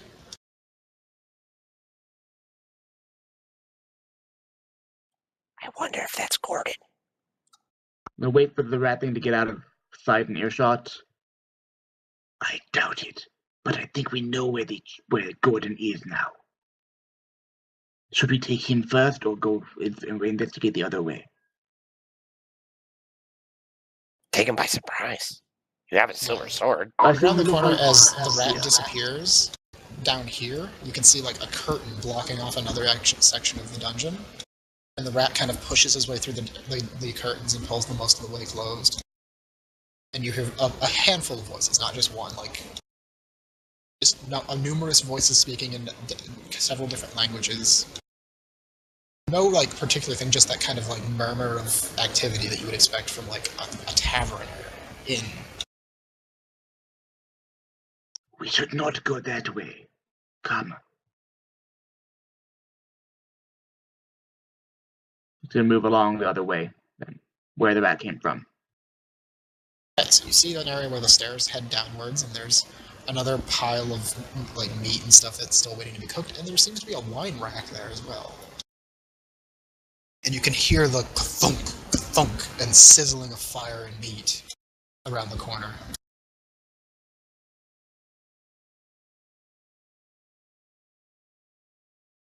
That must be him. Indeed. Here, take the torch. I will attempt to go a little closer, see if I can get a peek around the corner without giving us away. Alright.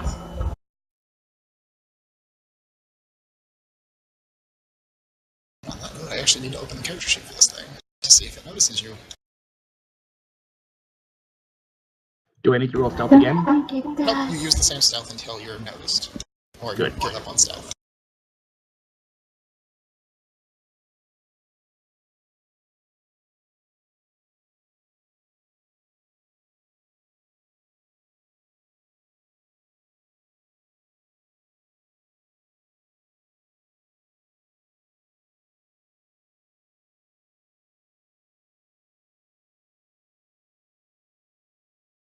He hasn't noticed us yet, has he?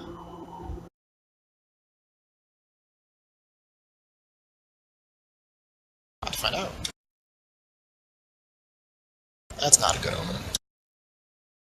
So you creep to this corner and peek around it, and you see this large, bovine, two-legged form standing beside this much smaller grill than it, with a cleaver in hand, chopping up meat and putting it onto this grill as it sizzles and pops. And it shouts something out like, "Rat! Get back here, the next order's up!" That's not the rat.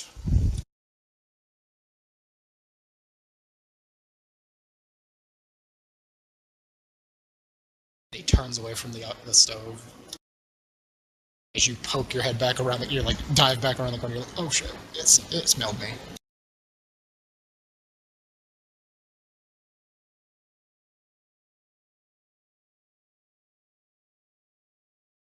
Possibly, I rolled the lowest score. I'm gonna go ahead and ready an attack then, I guess. Kind of just stay hidden here and ready an attack whenever it comes into melee range, which I think is here, right? You'll be rolling initiative because it's aware of you as well. Oh, right. Okay. Nobody gets a surprise because he smelled you. Oh, well. Well, in that case, I am no rat. I am Catalina Albescu, and I am your death monster. I forgot to add whatever it was to my initiative roll, but... You can just click the initiative button on your character sheet and it'll roll it. So yeah, it smelled me. I'm going to just step out and, kind of just be obvious. Yep. But it's 20, basically, because let's do... Okay. 18. It's averaged, so that's actually more like 10-ish. That's fine. The creature rolled really badly, so you that's one. But you guys know it hurt. You guys can all tell it knew they were there. You heard the big booming voice of this creature as Catalina announces herself afterward. And it kind of snorts at you in that bullish manner. Come, adventurer. I will have premium cuts from your hide. Oh my. Are you made of bacon?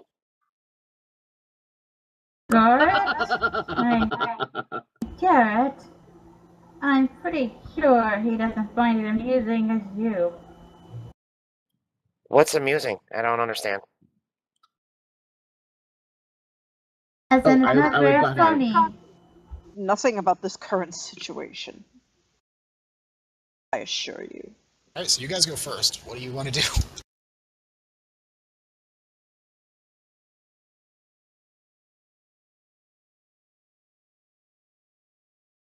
You basically have two options. You can close with it now, or you can let it try to close the distance and just shoot it and bolt back to the party. I kinda want I know what the smart option would be. I know what the smart option would be. I also know what the option Catalina would do is. They are not the same. Mm-hmm. Today you face your death, monster. Gruthrit can't see around the corner, so Gruthrit's just gonna kind of assume that Catalina's gonna do the smart thing, and he's gonna suggest that they all wait around the around here for the choke point. Okay. Catalina charges it. Go ahead and make your attacks. The chef will see you now. I assure you, it's nothing personal. Grab some I'm bacon sure while it's you're not, in there. believe me. just focus on surviving first. It's... Nah. Damn, nice roll. Second one. The second one sucked. Alright, let's see the damage on the first one that hit. 7. Plus the rate of diamonds, 2. 9. So, not ideal, and I'm gonna die. Bacon first, then die. I like bread too. If they got bread there, grab some bread. I will be the bacon, you idiot. I love this shouting around the corner at each other. So yes, that is Catalina's turn. What are the rest of you going to do? You hear the distinct sounds of battle ahead, and swords swinging and such. There's no way of Thunderwave would work here. No, there's not. So, I want to use like a lightning or something on it. Well, you can't even see it yet. The question is, do you do the smart thing and back up, or do you do the stupid thing and go help Catalina? I do have quite a bit of HP. I have quite a bit of health, you know. That health can go down very quickly. Trust me. Well, is anybody going to step up and help out? Move up and try and see what the hell he's even fighting, for that matter? No. You guys don't even know what Catalina's actually fighting yet. You just heard the voice.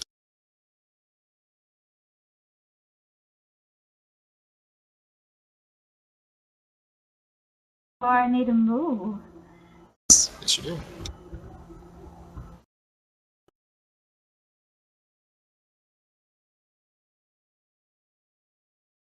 The problem is if that were-rat comes back, we're going to get pinched. Yeah, that's what I was thinking. Man. Yeah. Catalina might need to take a couple hits and then run back. Yeah, probably. If she can still run at that point, assuming. But I mean, honestly, like I said, I know what the smart option was. I knew it wasn't it. I'm doing what Catalina would do. So you moved up 5 feet. You can still move more. I would buy it back.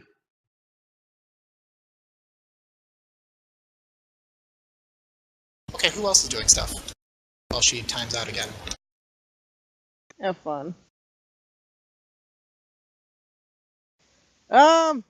Gruthrit's gonna grumble out some curses and go see what's actually going on up there. Okay, you taking the cart? You have the torch, right? Yeah, I think so. Well, she had the torch, but I think it just got left behind. Yeah, Python has the torch. She has the torch then, so I'll leave it on her.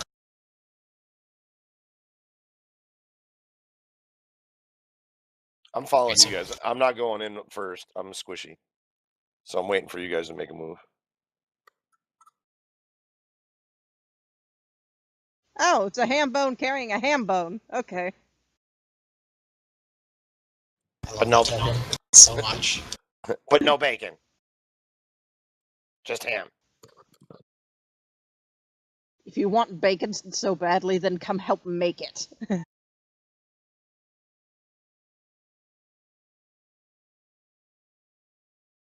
You gonna cast anything? Yeah, 1 second, I gotta look at my spells. Yeah, same Sure. here. I'm moving. How do I do that spacebar thing? Hold it down before I move it? Pick up the token, click spacebar, then move wherever you're going to move, click spacebar again, and then drop. Or if you want to keep moving, you can actually set down waypoints. Oh, I can only go 25 though, so I guess I can go right there. Yep. Alright, I gotta measure for this one. I think everybody's in range. Ooh, I got an idea. I can see Catalina from here, correct? Can you? It's kind of grayed. Yeah, so she's in dim light. You can see her, it's just kind of hazy. It's at the very edge of your vision.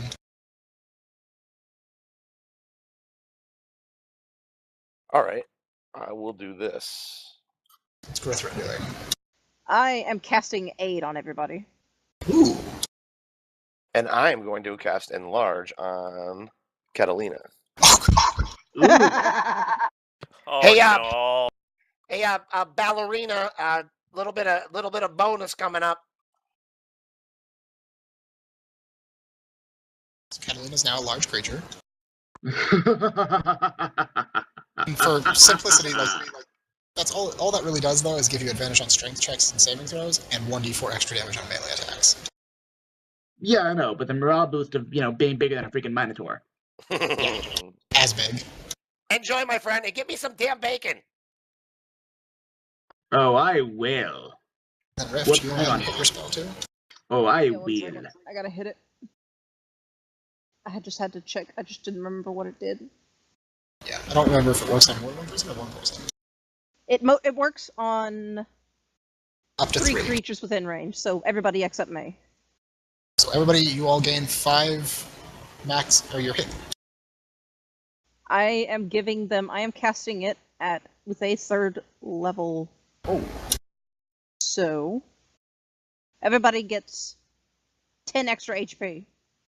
You're casting it at 3rd level, right? You said? Yeah. 15, Oh, and it's a 2nd level spell, so yeah. Everybody gets 10 bonus HP and extra. So just use it as temp HP for simplicity's sake, so you don't have to worry about changing your maximum back again. But yeah, you have 10 more HP than you normally would. I mean, I need to change my maximum anyhow because of my blood rights, so. Yeah.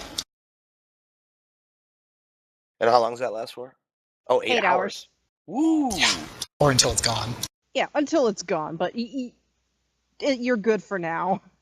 I'm back. Welcome back. Take 10 extra HP. Yeah, Gruthrit just cast Aid, so you get 10 temporary HP. Awesome. He foresees pain.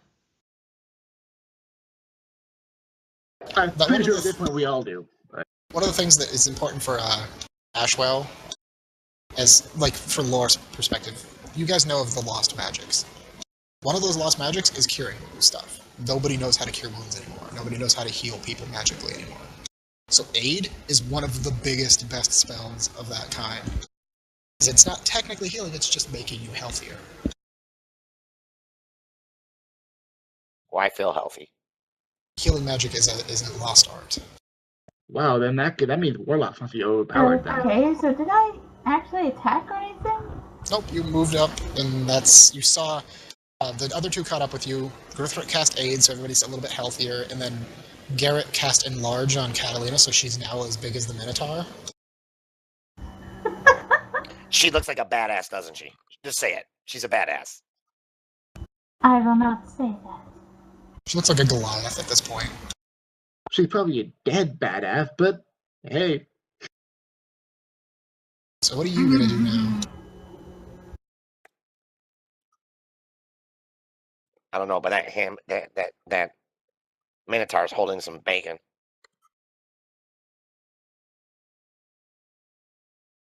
I say I do a shocking grasp on it or something.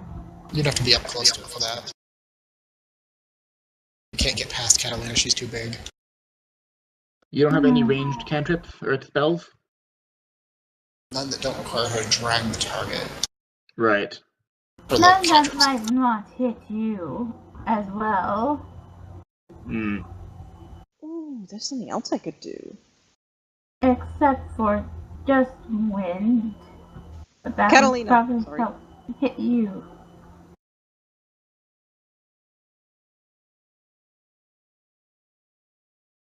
I apologize, it didn't register in my mind that you were still talking. But, also, Catalina is getting something else extra. Oh? What's this? She is getting Shield of Faith. Ooh. You get you get a bonus 2 to your AC. Oh, nice. Thank you. Why, thank you. Of your spells currently, Peisithoe, the most useful one would probably be either Fog Cloud. Just create a cloud of fog that could cause the enemy problems, but might also cause Catalina problems.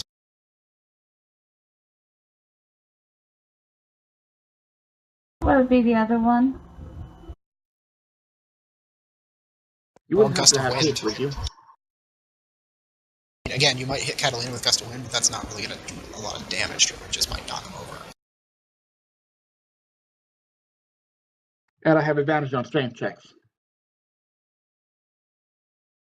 I'm assuming it is a strength check. Might not be. I'm sorry, Catalina, if this affects you, well, I'm doing Fog Cloud on him. Okay, so you cast Fog Cloud. Go ahead and click the Fog Cloud button. 25 radius. If that causes it problems, it might have a harder time hitting Catalina. That is the hope. That's not very good has to one. Fog PNG. Oh, okay. What's the range on that? 20 feet. So, measure out. No, it's a 20-foot radius. What's the range is anywhere, so 120. So she can throw it all the way back in that room. Yeah, 120 feet. It'll take up this big of a damage. What does it give? Disadvantage? I can't read what it actually does. These trees spread around the corners and it's very heavily obscured. It lasts for the duration, so when a moderate rate of speed dispenses it.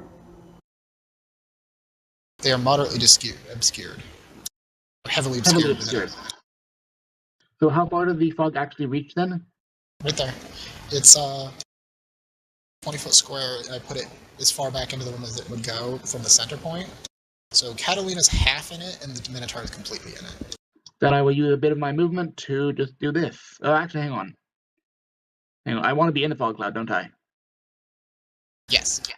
And I want Minotaur to be out of the fog cloud, don't I? Well, fog cloud. If it's in it, it can't see as well. So as long as you can keep it in it, it'll have disadvantage on attack rolls. Okay.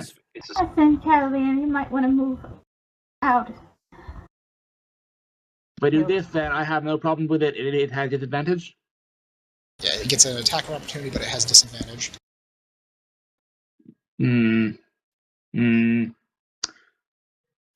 Okay. Because then I'll give them an attack of opportunity as well when it moves into contact, right? No, it's only away. Oh, it's only moving away, right. But it's going to swing with its cleaver as you step away. A 14 hit you? No. Not with your +2 AC. No. Not even without. I have 15 AC basic. For visual effects, the magical shield that is now surrounding you and giving you this armor class seems to be a shimmering field of gold coins that are semi-translucent. They're not real coins, but they seem to be this like illusory, glimmering coin wall. I now have this mental image of just like, just handfuls of coins driving up to deflect attacks and stuff. That's what's happening. It's an awesome mental image.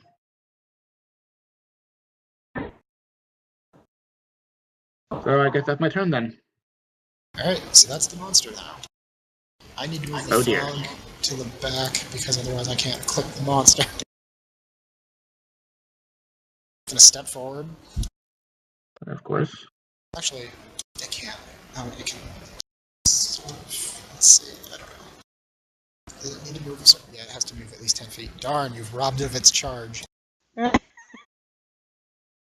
gonna step forward and start swinging.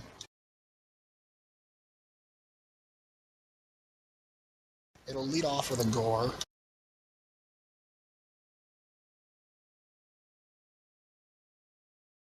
But a 13 is not going to do it. Then it's going to try and beat you with its meat. Kinky. No, not the bacon! But that's not going to hit either. Oh. The bacon is safe. And then the cleaver. What's your AC? Currently 17. That hits then. That's a 17. Even with disadvantage? Damn, I'm impressed. It rolled a 23 on the other die. 18 slashing damage. 18? 18. Fuck me. It just cleaves into you with this big meat cleaver. Hey, it would have been worse without the aid. Don't forget you have that 10 extra HP. Yeah, I know. And that makes its turn done. One sec, before we go to your guys' turn again, I'm going to move the rat around. Also, don't think of it as harming the bacon. Just think of it as tenderizing. Oh, very good. Very good idea. Yes, I understand that.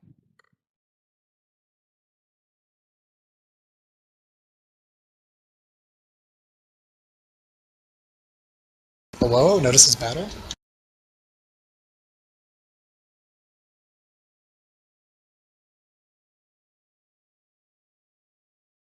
Alright. Now it's your guys' turn again. I mean, I don't really have much of an option other than to just keep whacking it. Whacking it. So 2 attacks with my silver longsword.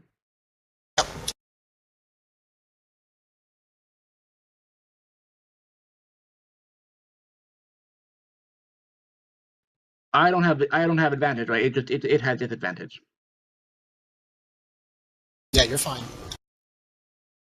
But I don't have advantage, right? You do not have advantage. One of those hits. The 17. Alright.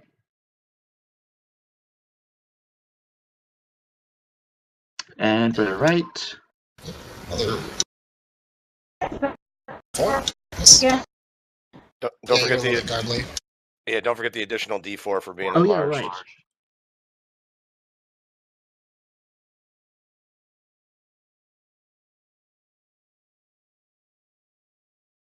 The 3. That's 17 damage.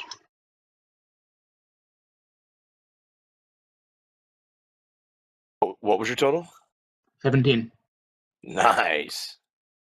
Almost as much as it hit me before, but I think it probably had more health than me. A bit.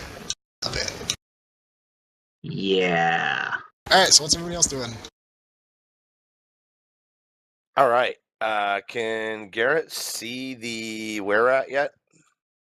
Well, it's coming from behind you, so if you want to turn around, you'll be able to see it. Were you watching for it coming? Yeah. Okay, so yeah, you see the were-rat coming around the corner, and he's got his little, like, butler outfit, and he's carrying a tray with some dirty dishes on it. I am going to cast Charm Person on it. Ooh.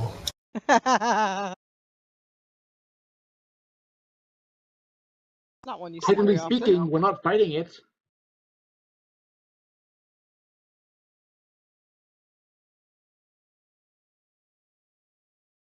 What is it? Is it a DC saving throw or not DC? What is it? It's a wisdom saving throw. Wisdom saving throw, yeah. Does it have advantage?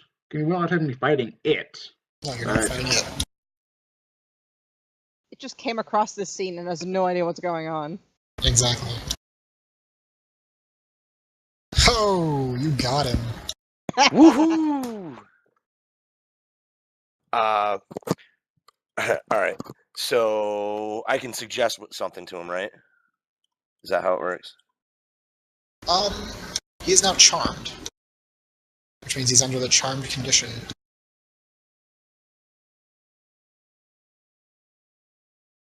I'll find that real quick for you so I can tell you exactly what it does.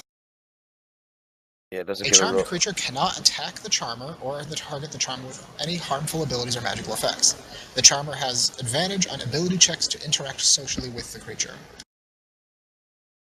Also, from the spell, it regards you as a friendly acquaintance, so you could, help us, we're being attacked by Minotaur. Or I could send it back in to keep the other people busy so we can fight this guy a wiser alone. idea, yes. Yeah, that's probably a better idea. Hey, friend, can you do me a favor and can you go back to work in the other room there and just keep everybody busy and keep everybody calm and keep serving everybody? Try to do the fat voice again. Perfect. Okay, boss. Thank you, friend. And the rat disappears through the curtain again. And I'm just going to move a little bit over here more. Bravo. That's it for my turn. Well played. Well played. Well played. I'm gonna magic missile this dude in the face. Okay. It's like, this guy's going to be enough of a problem. We don't need whatever's on the other side of that curtain to come running in. Magic missile. Yeah, let me see. How many is this? Okay. You just roll one die and they all do the same amount. Okay. And But I think I already have it macroed on your character sheet for you. I think so. I just wanted to take a look at it. I know I don't have to roll to hit for it. No, it auto hits. Which is sweet. That's always the nice thing about Magic Missile. And again, this is that whole Arcana wizard or Arcana cleric. Yep. 12 force damage. Damn. Some good damage rolls for Per missile. How many missiles are they firing? 3. Yes, 3. 36 damage. They did. No, that's for the total. It's 3, 2, 4 Oh. plus 3. Oh, okay. They're 1d4 plus 1 each. Right, okay. Still, 12 damage is pretty good for a standard magic missile. Yeah. It really is, yeah. That's honestly, it's a nice spell, but it's better for, like, cherry tapping hordes. Oh, yeah. Alright, so that leaves Peisithoe, and did she poop out again? I believe so. Yeah. She's not in game.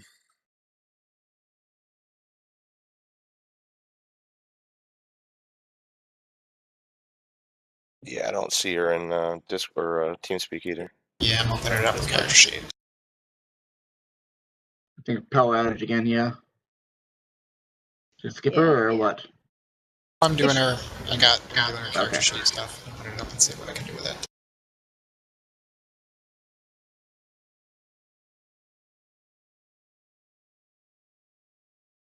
Oh, that's cool. I got control over that were-rat for an hour.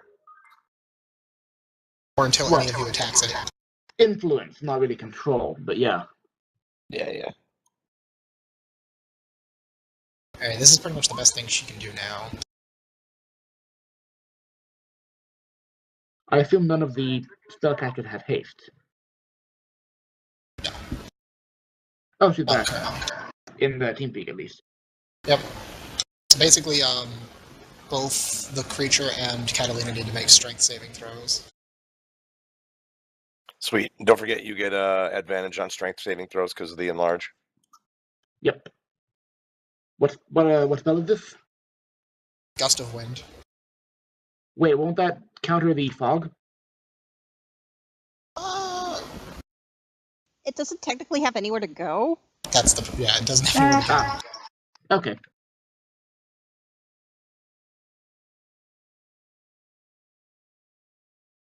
And I don't think fog is I don't think fog has a concentration on it. Oh, it does. So yeah, you can't have both. I thought Gust of Wind was just a single blast. Never mind then.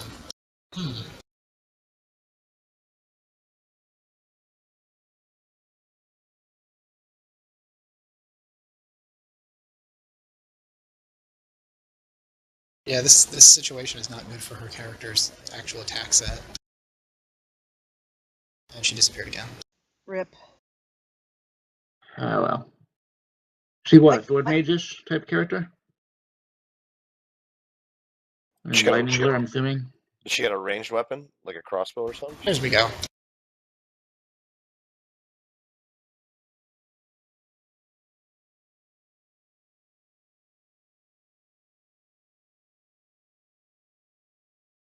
Yeah, we don't see it. Her ability? You didn't see it? Suggestion? Oh yeah, I see that, sorry. Yeah, so the creature's gonna make a wisdom save, and she's basically suggesting that it drop all its weapons. There is a typo for the insuggestion thing. I didn't make that, so it's straight off the SRD. That's hilarious. For example, you might suggest that a knight 5 her warhorse to the first beggar she meets. I approve you're a grammar Nazi like me.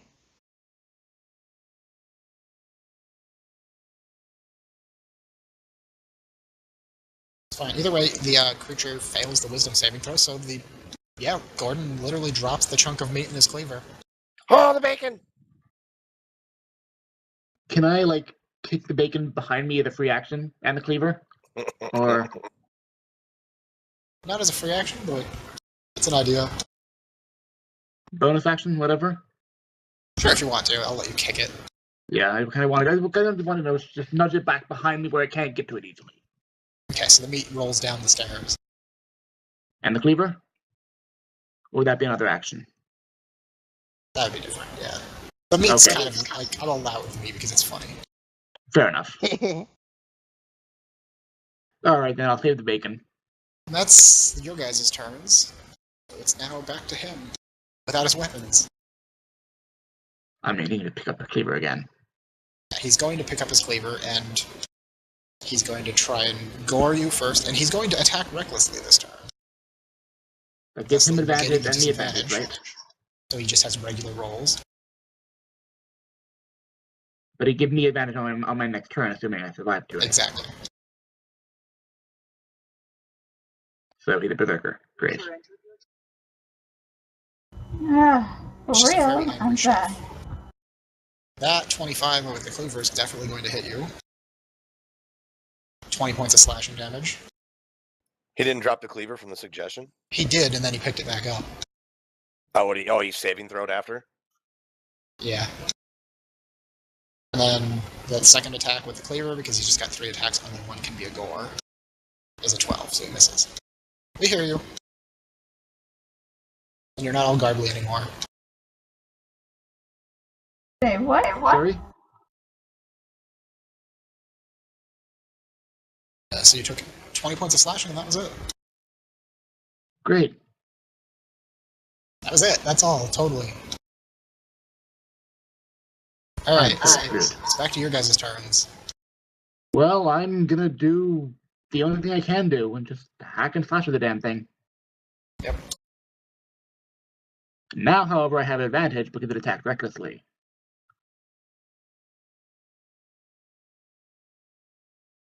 Yes, you have advantage on it. And Son that of still a- misses. Those are the worst. Wow. But 16 hits. +4. Or plus 1d4. Plus 2d4 actually because of the right, so. Yeah. Alright, the downouts 3, Jeez. 4, so 14.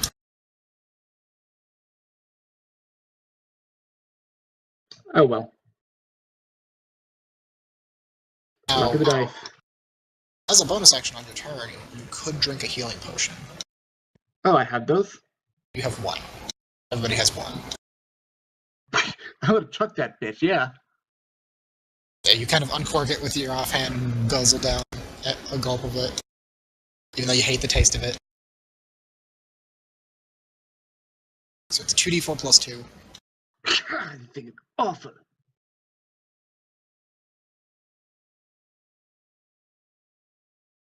So what else did I miss from the internet craziness? Oh, for fuck's sake. Oh, God, that's... Well, it's something.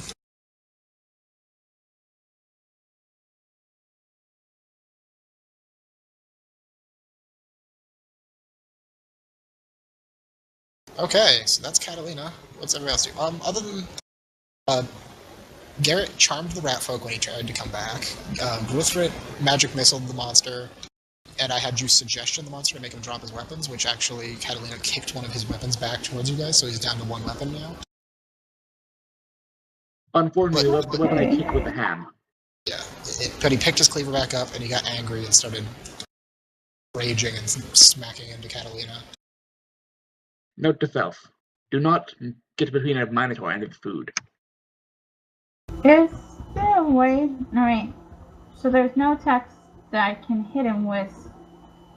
Yeah, I was commenting on that when you were gone. I was like, this is a bad, positioning situation for your character. Because her spell list is very built to be more up close or backline support stuff, not any attack spells. Do you have any ranged weapons? No. You could try Do you have enough spell slots for a second suggestion? Well, I could do a second suggestion, but...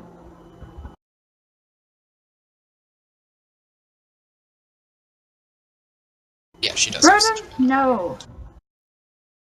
What's your nine? But what do you want me to do? Make it drop its cleave or throw it somewhere else? I think they want you to make it get rid of its cleaver. Alright. Then I'll use suggestion and get rid of this cleaver. Alright, let's see if you can pass it this time.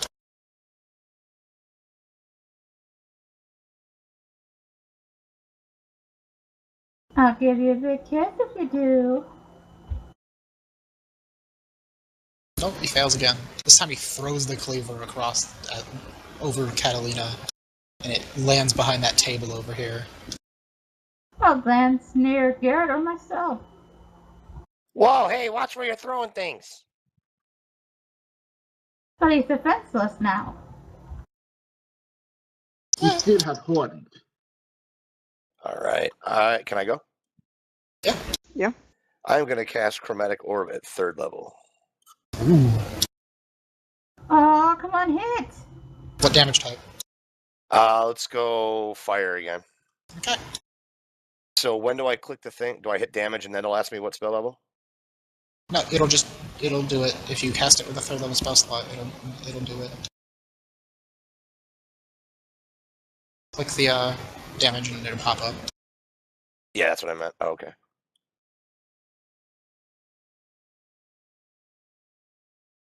Yep, it rolled the extra 2d8. A total of 13 points of damage. So it should have been a total of 5d8? Is that what it did? Yep. You just rolled a 1 on one of them. Oh, man. Are you kidding me? A What a 1 and a waste. 2. The dice gods have spoken. But how much health does it have now? A lot, probably. Uh, We don't know. Keep beating it till it's dead. Yeah, we haven't hit it a lot. Oh, look at all those. 1, 2, and 2, 3. Oh, man. What a waste of dice. Okay. When you hit it with that chromatic orb, it yells at you across the room in common. I will cook your bones, small one! No, no, no, no, no. We're not doing You will that. have to get past me first. I need you to roll a charisma saving throw.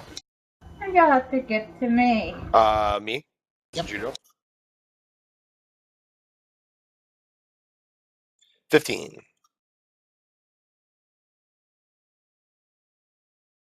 You are fine. But you can feel like it tries to, like, when it yells at you, you're a little shaken at first, but you shake it off. Like, this thing is big and scary, so when it threatens to cook you, it's not exactly one of those like, oh, that's. Like, it takes you a minute to kind of blow that one off. You're like, oh god, he's actually gonna cook me. Oh my god. Fortunately, I'm also big and scary, and I'm on your side. True, very true. And I helped you get that big and scary. Gruthrit. Enough out of it, half pint. Enough bickering with each other. We need to get this mentor fried to a crisp. Alright. I'm not sure if I could shoot safely into melee with my pistol. Okay. Okay. I'm gonna As long try as you're that. not engaged, you're fine. Okay. So you pull out your black powder pistol, clear the chamber to make sure it's all set, ready, and fired, and blam! You guys are all in this stone chamber now, where he just fired a black powder firearm off in this echo chamber, basically. Yeah. I have nothing else to actually hit it with. There's a little bit of a ringing in everybody's ears. The pistol goes off. It does definitely hit.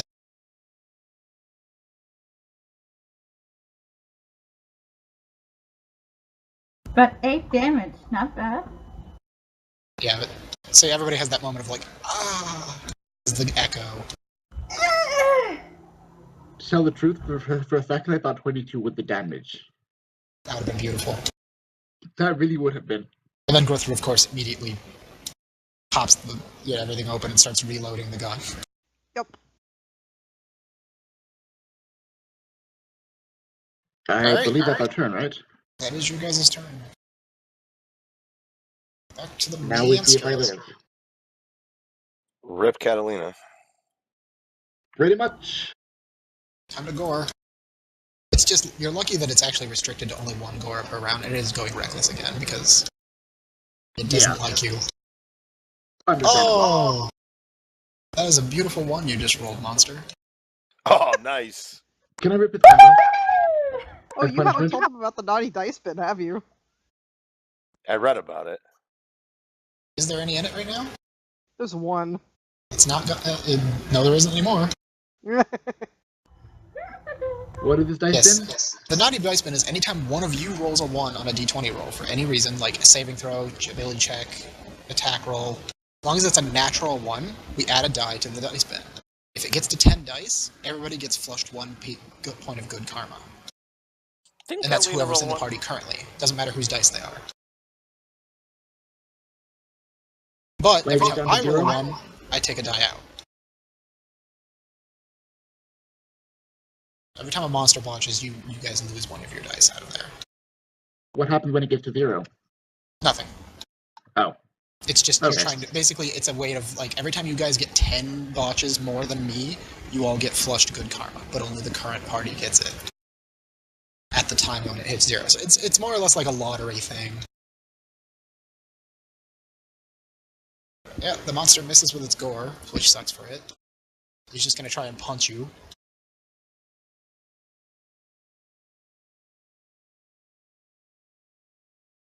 Which sucks for me, but less than it could have. Well, on the plus side, punches aren't very effective, so he does 1. It sucks Plus for his me strength too, because I modifier. can't attack it. He does 5 points of damage to you as he punches you the one time. Just 5 points of bludgeoning. Alrighty, and now it's my turn? Or, well, our turn? Yep. So what spells does everyone have then?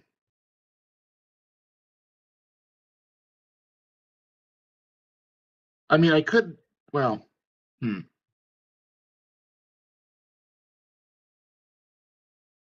I could back up if you want. Let someone else take the front lines. You guys do have the option of backing up and giving this thing a little more space, so you guys can all start wailing on it as a group.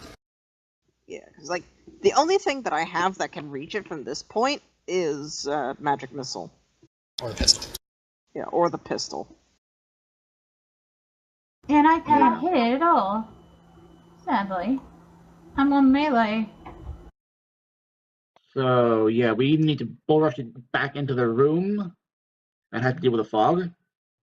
Or back off and let it get a charge off on us.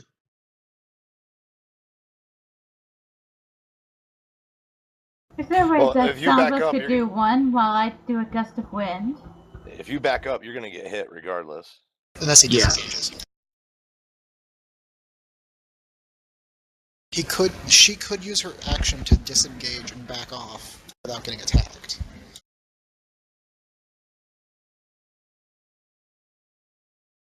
Maybe she ought to do that first, and then I'll cast Gust of Wind to knock into the room.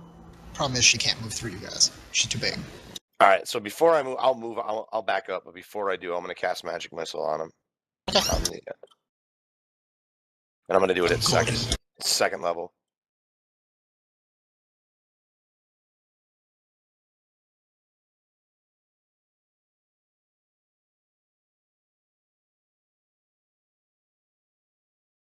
So that's 15.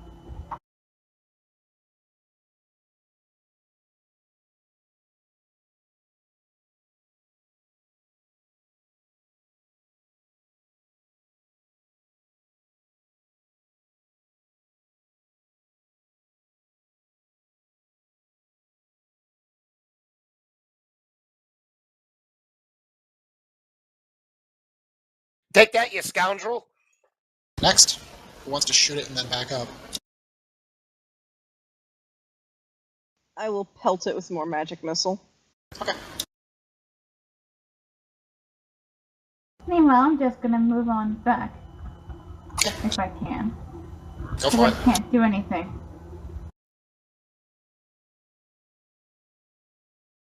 Disengaging is a movement action, right? Or is it an actual action?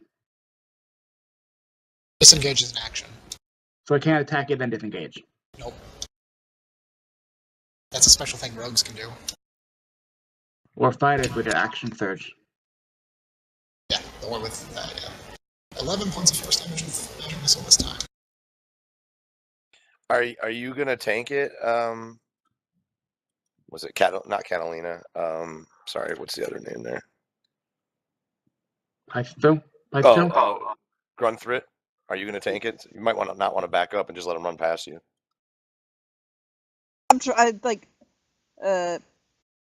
Peisithoe got where I was going to go. You still move? Well, the problem is if Catalina backs up, it's not gonna make him any sense for him to back up if he's still in front line. Yeah. So I would need to back up and someone else moves in front of me. That's the only way it's going to work. Otherwise, I'll just back up one. It'll gore me next turn like nothing happened. Right, alright. So, like, I'm not sure I can tank this thing. But you're going to do better than she is right now because Catalina's at less than a quarter of her health, probably. So if I'm going to be tanking, then I'm going to use a bonus action and do Shield of Faith on myself.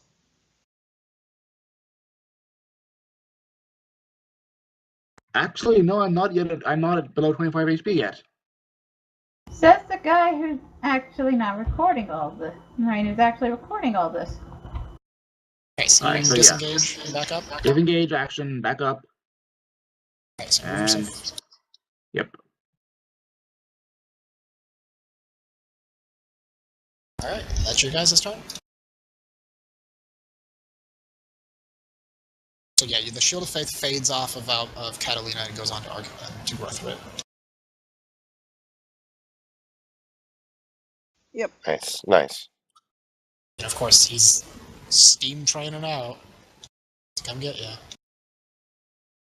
But doesn't he get his cleaver back? Oh, he doesn't have his weapons. He fights like a beast. Alright, Gore. Advantage.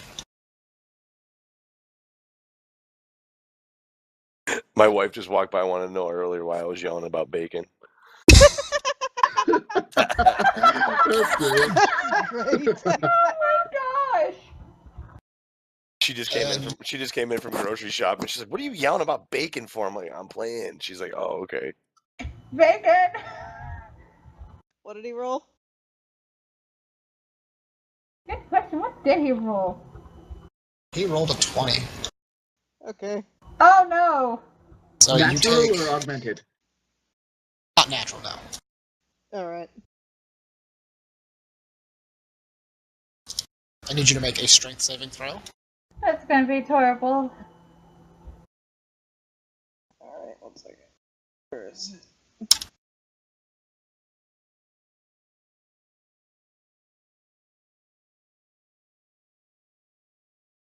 Nope. That's terrible. Rip. Okay, so you take 8 from the gore, 10 from the extra for the charge, so you take 18 piercing and you're knocked down.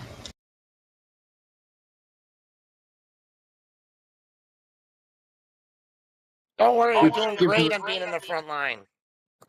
It gives him advantage on his next 2 attacks, though. Headed anyway because of the the reckless fighting, right. But it's going to try and punch you a couple times while you're down. Because it doesn't have reach. How much damage did it do? 18. Okay. What's your AC? 20? 18? Something like that? 19. 19, okay. So, 1 punch hits, 2nd punch... also hits, Jesus. So you take another 10, because 5 each. Because they just do 1 plus a strength mod, so it's just beating on you now that you're on the ground. So you took a total of 28 that turn. Still not my record, but okay. If he had his weapons. Which I'm glad he doesn't. Jesus. Alright. It's your guys' turn again. I mean, all I could do is shoot him with my crossbow, right? Yeah, I don't have reach, right? No. Well, your weapon is large now. Because your weapon is enlarged, too. But does that give me reach? The weapon doesn't gain any other qualities from that, though. Yeah. But as long as Gruthrit's on the ground, you can occupy the same space for that short time. So you can step forward, take a couple of swings, step back. Gruthrit can then get up and attack. Oh, yeah, okay, I'll do that then. Thanks for knocking me over. Step over his body and just whack, whack. Away from my friend.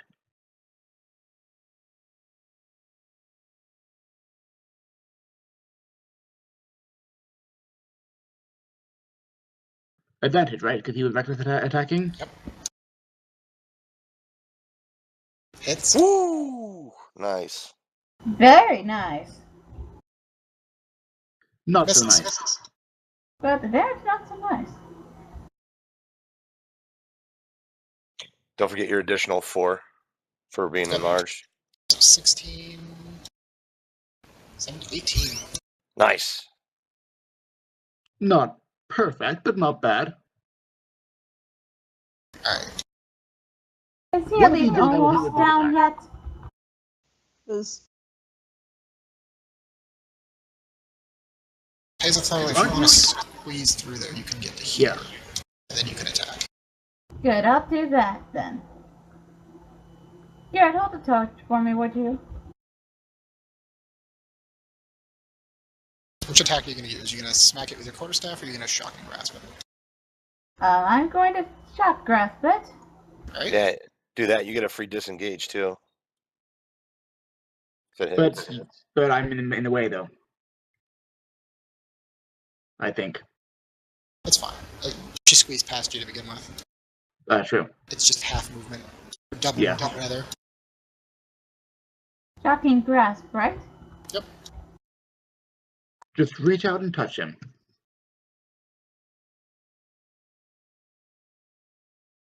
Her touch is electrifying. But that misses. Yeah, the electrifying part not so much. Not that with leaves guys, Garret. no.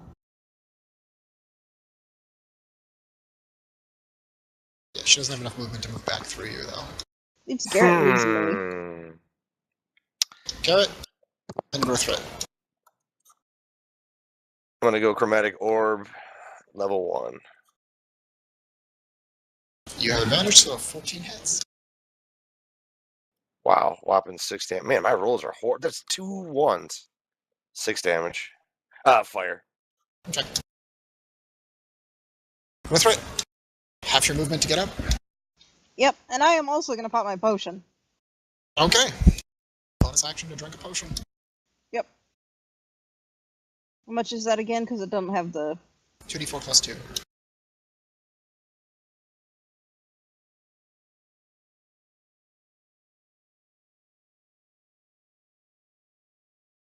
Wow, these The rolls. dice gods have spoken. We die this day. As a bonus action.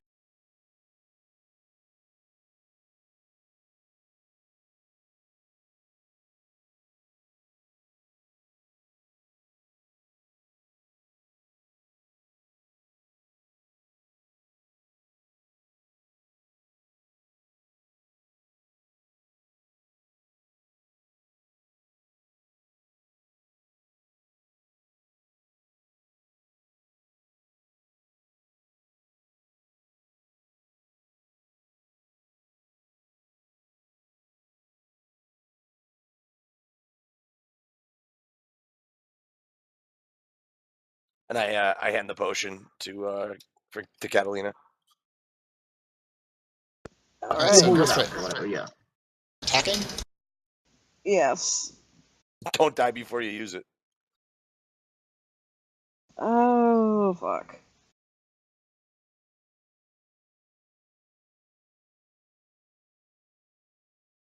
Yeah, I'm just looking at my options here, which are limited.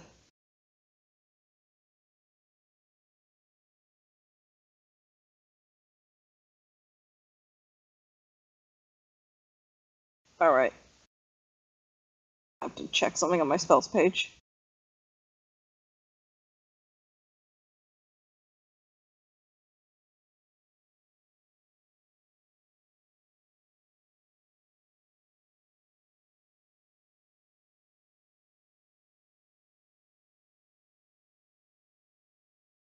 Alright. No, fuck.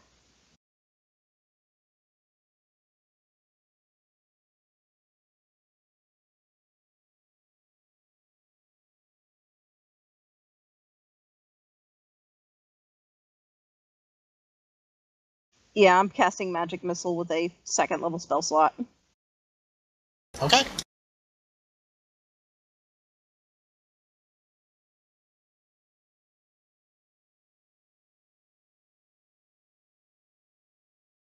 Come on, big damage, big damage, big damage! There you go. 15? Woohoo! This is the magic missile party. Yes, it really is, because They can't Green afford to Flame miss. Blade wouldn't really do much.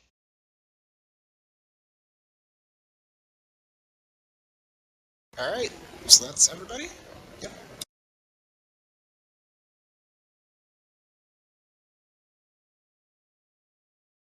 Yep, it's Mantra's turn now. Yep, he's still angry. He's not a happy person. I have a feeling he's gonna attack me next. Oh, no. Honestly, no offense, don't take it personally, but I hope he does, because right now, yeah. He's like anyone else in Watch it! He's like anyone else in the X, they're gonna die. You might live.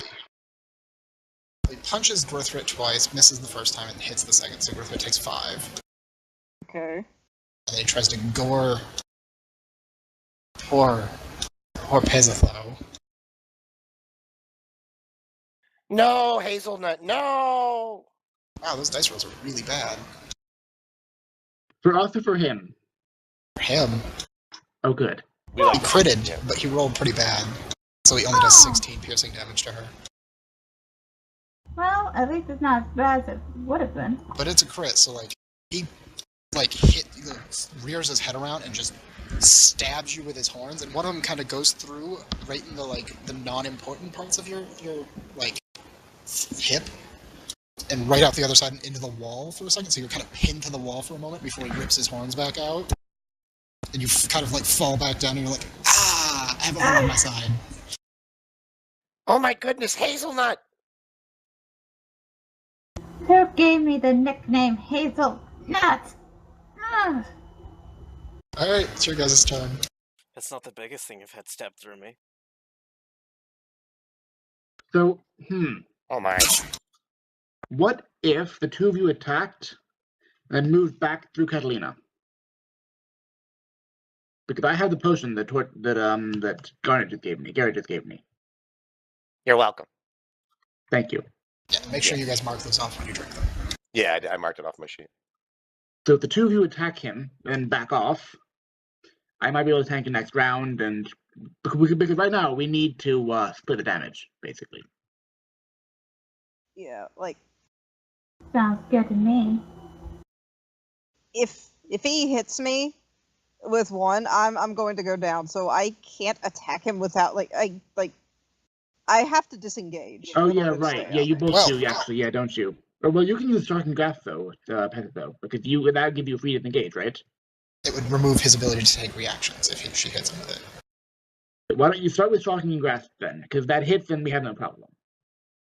Yeah. Sounds fine with me. I'll do. And you get advantage because he is still rage. I got one more third level spell slot left. Should I go big on the chromatic orb? See if we can really put some heat on this guy. What other options do you have? As for damage, is just magic missile and chromatic orb and acid splash, but it's not going to matter. Yeah, chromatic. I get the auto hit. I'm sorry. Nice. 8 points of lightning damage. Ooh, nice. Good roll. He can no longer take reactions as he's sitting there going. All right, okay, good. The two of you back off now.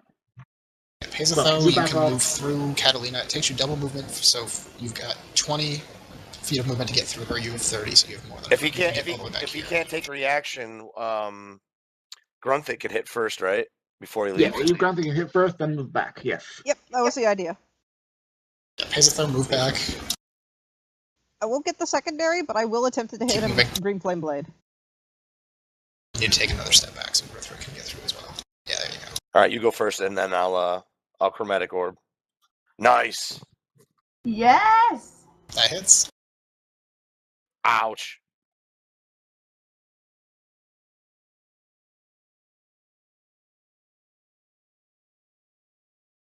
So a total of 6 then?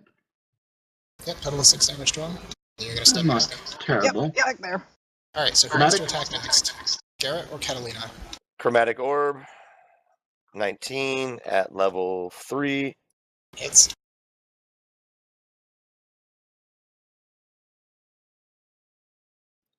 23. Ooh.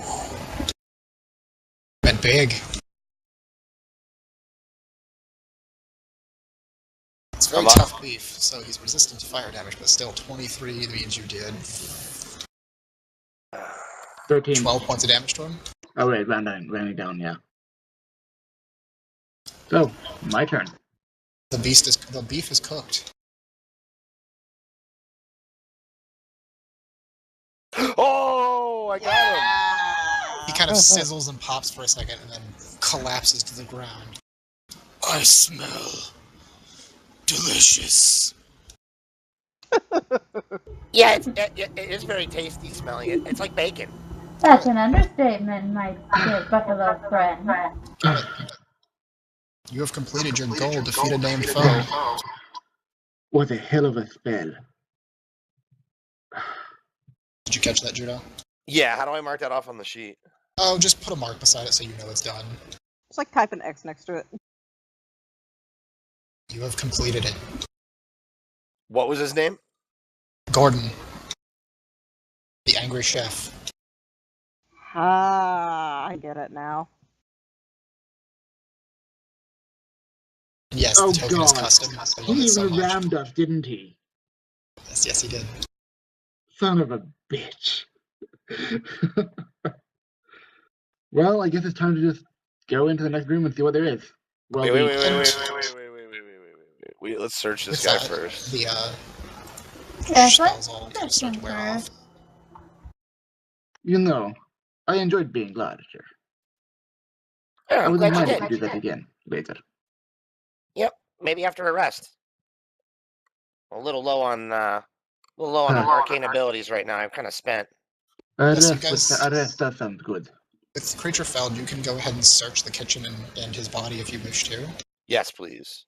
So, Yes, and I'll go ahead and search the body. Ooh, I got an idea. Don't forget, I still got that other guy charmed. So Catalina's searching the body. Who else is searching what? There's a wine rack over here. There's the I'm whole gonna kitchen search the area. wine rack. Okay. So, on the body, you find 20 pieces of gold. 5 each. I'm going to split it with the party. On the wine rack, there are 8 bottles of common wine and 2 bottles of fine wine. Ooh. Fancy. But no bacon. I'm disappointed. Gruthrit knows from experience that wine is quite useful in Ashwell. Yes. Especially for me, since I love it.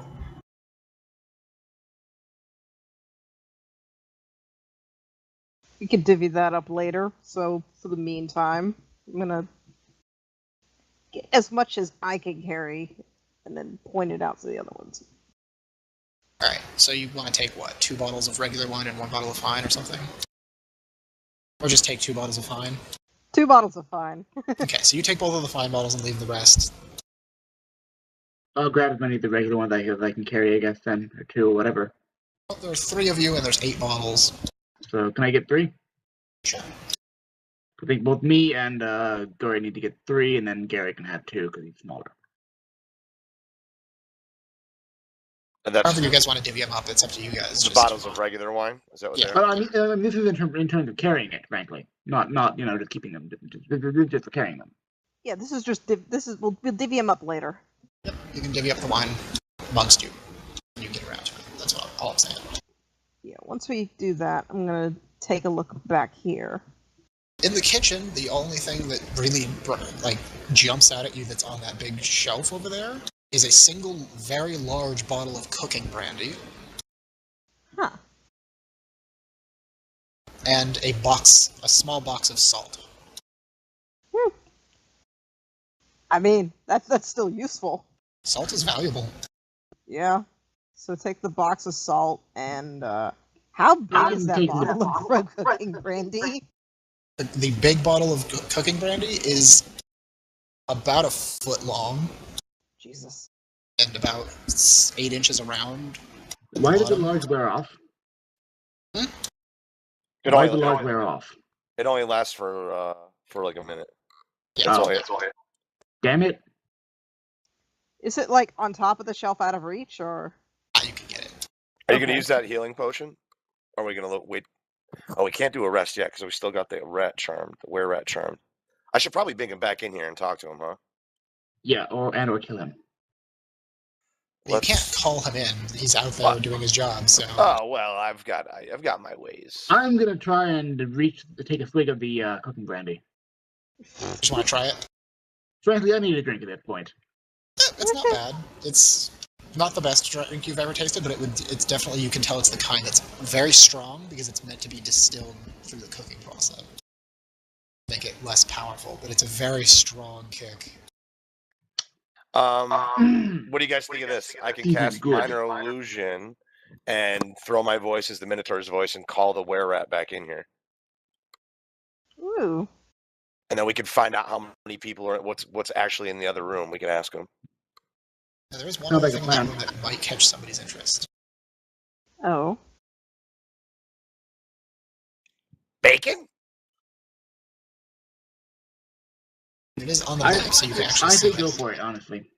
I was actually going to see what other, like, if there was any types of cutlery. You do see a discarded cleaver on the floor. Yes. And there seems to be a hot brand, like poker kind of thing in the fire. Yeah, that's what I saw those two. So you're gonna check them out? Yeah. The cleaver just looks like a standard worn cleaver. The poker, on the other hand, when you pull out, the brand on the end of it is very distinctive. Oh. And also disturbing. What is it? It is a bird. Huh. The shape of a bird, which all people of the Ashwell world know. Bird iconography is universally forbidden and not used because of Phoenix. I'll be back. Nobody uses birds as any kind of iconography because Phoenix basically made it taboo. To the Hey Great guys, Betrayal.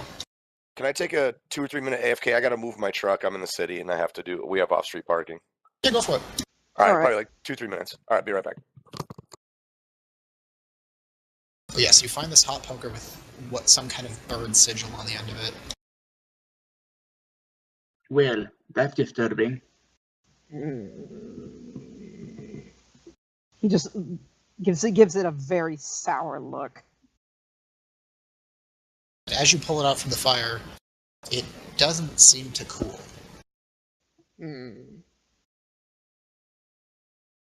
Like it continues to have that orange glow on the entire end of it. He's going to keep it for now. Okay.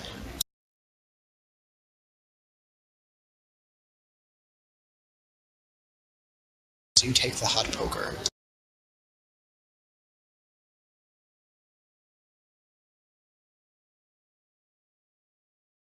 Now for the other half of the group, Garrett's gonna be starting to cast a spell to try and call the were-rat back.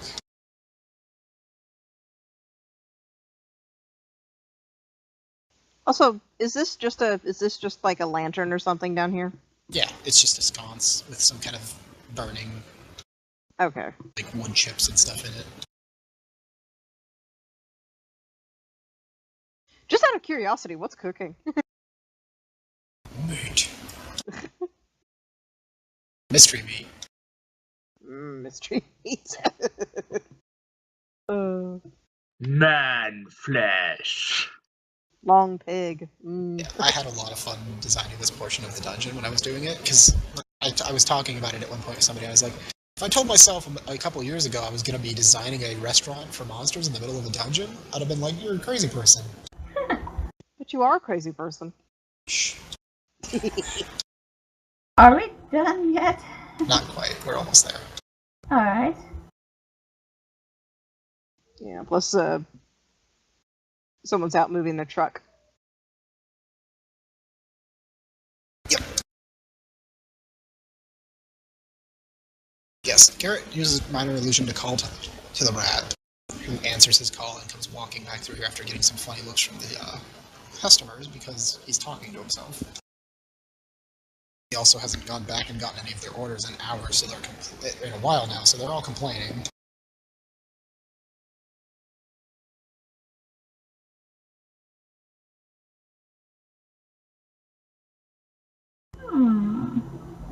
Yes, this were-rat dressed like a butler. What should we ask it? Well, we want to know what's in the other room, obviously. How many people, monster things, what they are, etc. Like, if there are, 7 goblins, I don't think we can, we can probably deal with that. If there are a dozen ogres, we can't. Customers, they're very unhappy. Table 1 has 3 gnolls, and they haven't gotten their mutton yet, so they're getting a bit uppity. The couple at table 2, they've been complaining about the temperature. It's a little too cool in here for them. Their blood's not quite flowing as fast as they would like, so they've been asking to turn up the heat.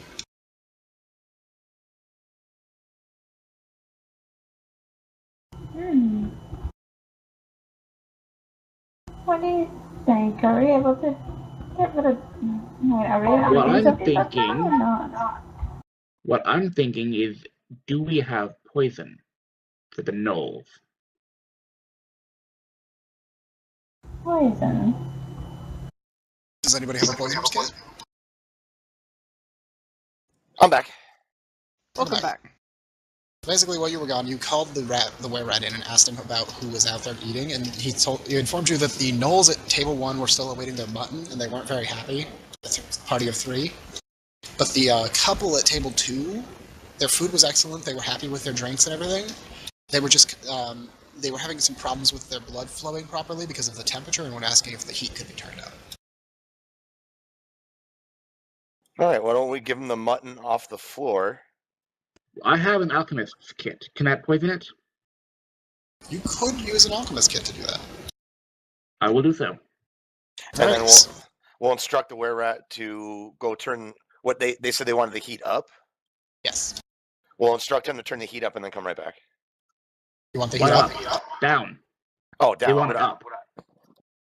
They want up. We want to turn the heat down. Alright, so you tell him to go turn the heat down and to serve the mutton to table 1. Poison mutton. And he wanders off with the food, and you hear the clinking of tableware and stuff as he serves the meal, and then he wanders off in a different direction. And the building starts to feel colder.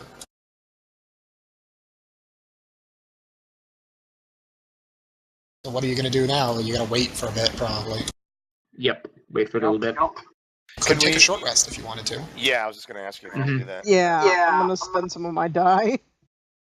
Alright. Likewise. You guys, you can take a short rest. I'm not going to worry about rolling hit dice and regaining hit points because you've basically killed the monsters at this point. The ones out, the gnolls are going to die from the poison, and the 2 lizard folk are going to leave because it's too cold. So, I figured they were zombies. Oh well. With arcane recovery, I recover a number of spell slots equal to half my wizard level, so I get 2 spell slots back. Is that how that works? You can only use that once, so when you use it before the session, yeah. But that's fine. Like I said, you guys have done it. Basically, you can walk through this area now. You can just look at what I had set up. I'm not going to move anything. When you get out there, the gnolls are all laying face down dead on the table, and the lizard folk would have left, but I wanted to leave them here because it's funny. Because there's a couple a romantic dinner. You can go in there and see. Oh, look at that. It's cool. Ooh. I'm having a massive lag spike here, guys. Just to let you know. Can we search the gnolls? I'm gonna try and restart my roll 20. So the 3 gnolls, one of them has one of them has a rapier, one of them has a short sword and a shield, and the other one has a battle axe. What did the contract require again? Ears, right? Or the head? Heads. I'll cut off the heads then. Alright, and between the 3 of them, they've got 11 coins.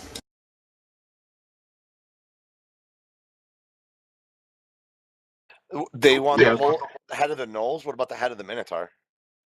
The contract was for gnolls only. He had a okay. special contract that he took Okay. specifically for gnolls.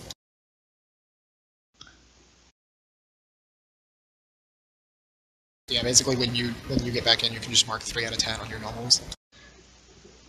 Ooh. Oh, that'd be funny. If I cut off the head of Gordon, then have it all fixed up, taxidermied, and then sell it to the Kenku with the story of Gordon the chef. Are you gonna try and cut off the Gordon's head? Sure. Alright, go take the time to cut off Gordon's head. While everybody else make sure we have a safe exit in here and does the, like... I can no longer move my character. You're stuck in a wall. That'd do it. Oh, that's a lag spike.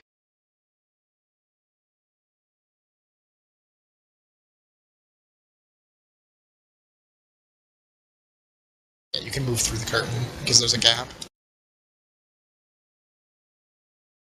So yeah, Catalina's out here chopping heads off gnolls, Gruthrit's beheading the Minotaur. Oh my god, is that a with the were-rat? Yeah! It's a maitre d'. Oh, I love this so much. This is amazing. I kind of wish we could have gone it the other way, honestly.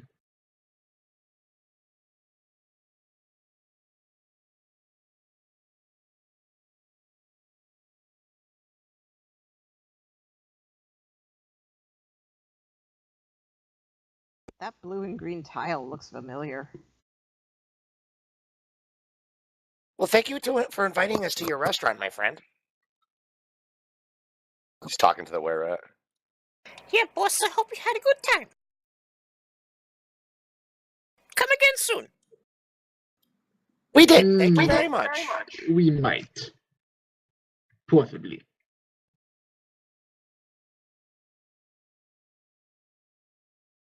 Also, I'm going to do the math real quick on this. The kills.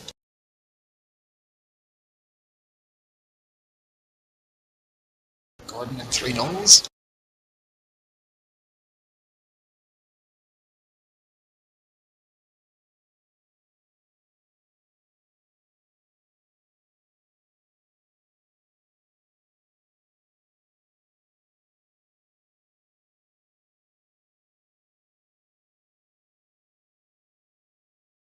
Impeccable service, I must say. Ooh, what about those paintings on the wall?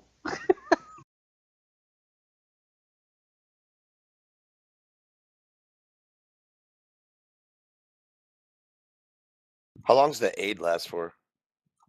It's over by now, sure. Well, it lasts a long time, but you guys are going to be leaving the dungeon now, so it won't matter. Alright, okay. Yeah.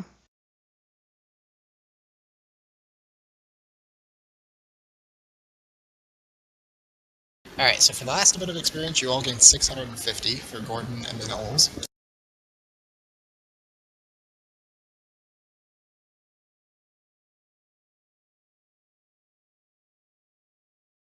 And then you make your way out of the dungeon. Which is right through this green and aqua color floor. Did you say 650? Is that what you said? 650.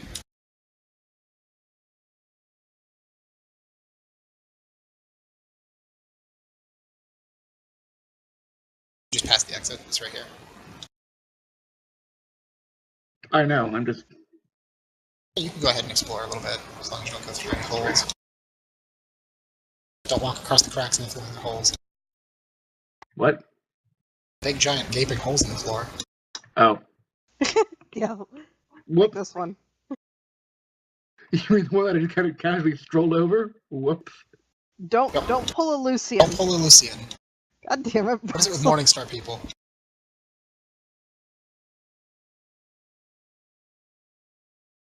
Their heads are all in the clouds.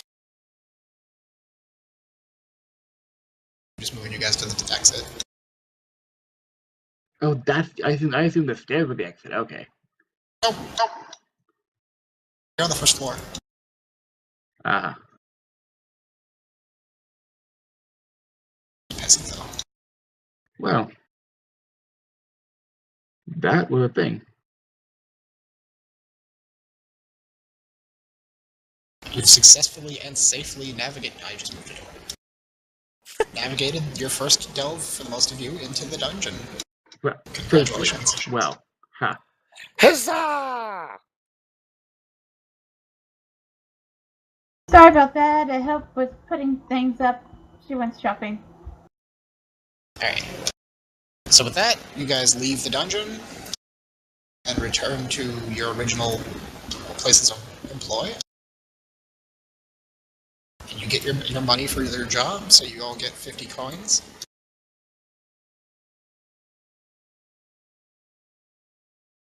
And you gotta decide how you're gonna split up that wine. 8 bottles of regular and 2 of fine, right? Gruthrit took the fine bottles, which he gets bad karma. Ah. I didn't. I said I was holding on to them. Oh, I didn't okay. say I was thought you were taking gonna take them. Like, these are mine now. them. No. Well, why don't someone just try to sell them, then we can split up the gold? Wine has That's a other good uses. Say that again? Wine has other uses. When you guys were in the vendor phase, if you looked at the rundown shrine, it requires an offering. In order to get anything from the shrine, you have to offer spirits. Oh. Ah. The shrine is currently run by an ancient being of some format that likes alcohol quite a lot. Alright. Oh, fine. So, why don't we just split it up? Yeah, how do you want to split it, though? There's 10 bottles and 4 of you. And 2 of I them are say- better than the rest. I say the 2 people who got beat on the most get the fine bottles, so I get one and That's fine. So 1 fine to Catalina, 1 fine to Gruthrit. Yep. And then so we have 8 bottles then, so I guess 8 bottles and 4 of us. Yeah, two for each. Yeah, that's easy enough. That's fine. Alright. The other option would be to give 1 bottle to 2 fine wine and 3 bottles to the other 2. If we're assuming that a fine wine is equivalent to 2 regular bottles or more. Just keep it. I'm good with it. Don't worry about it. Alright, so okay. I'm not gonna fuss. Okay, so you all get your wine, you split it up, get your loot split up. We'll deal with any unidentified items or anything like that when you guys return for our second session. That was Into the Ashwell episode 5, Premium Cuts. I hope you guys had fun. That was awesome, man. Had a good time. Yeah, it was fun. That was a lot of fun, yes. And we'll be doing it again, as usual, every month. Just kind of rolling schedule, trying to figure out who can make it each week, or each time we do it. I hope you guys can possibly join us again in the future. I had a lot of fun with this session. I knew it was going to be an interesting one because it's the first time we haven't come in through the front door. Mm-hmm. We had a bit of a bumpy ride getting the original group set up, but it was all good in the end. Indeed it was. With that, just kind of leave the floor open. Do any of you had any thoughts, opinions? What did you think? More bacon. It was quite a lot of fun. Them Besides that the hiccups bleeds, that were they an we had. NPC? Them That Bleeds is an NPC, yes. They were statted out, though, in case you made a mistake. As in trying to Sorry? find it. Oh yeah, we Okay. got that boon too. They did do what, sorry? So they had full statistics, though, in case you made a mistake. Okay. As in, if you wanted to fight the CR12 Fae, you could have. No, thank you. No, I had a different reason for asking. Also, how much is it for how much XP is it for level 6? Check. We got a ways to go.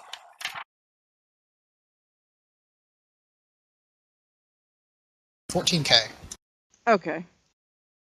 Yeah, we ain't even close. Yeah, I Gruthrit's already forgot been to through, add what, the 2 other XP delves? that we got. Yeah, 2 of the delves. This is my Yeah, this is third. Gruthrit's third time through. Oh yeah.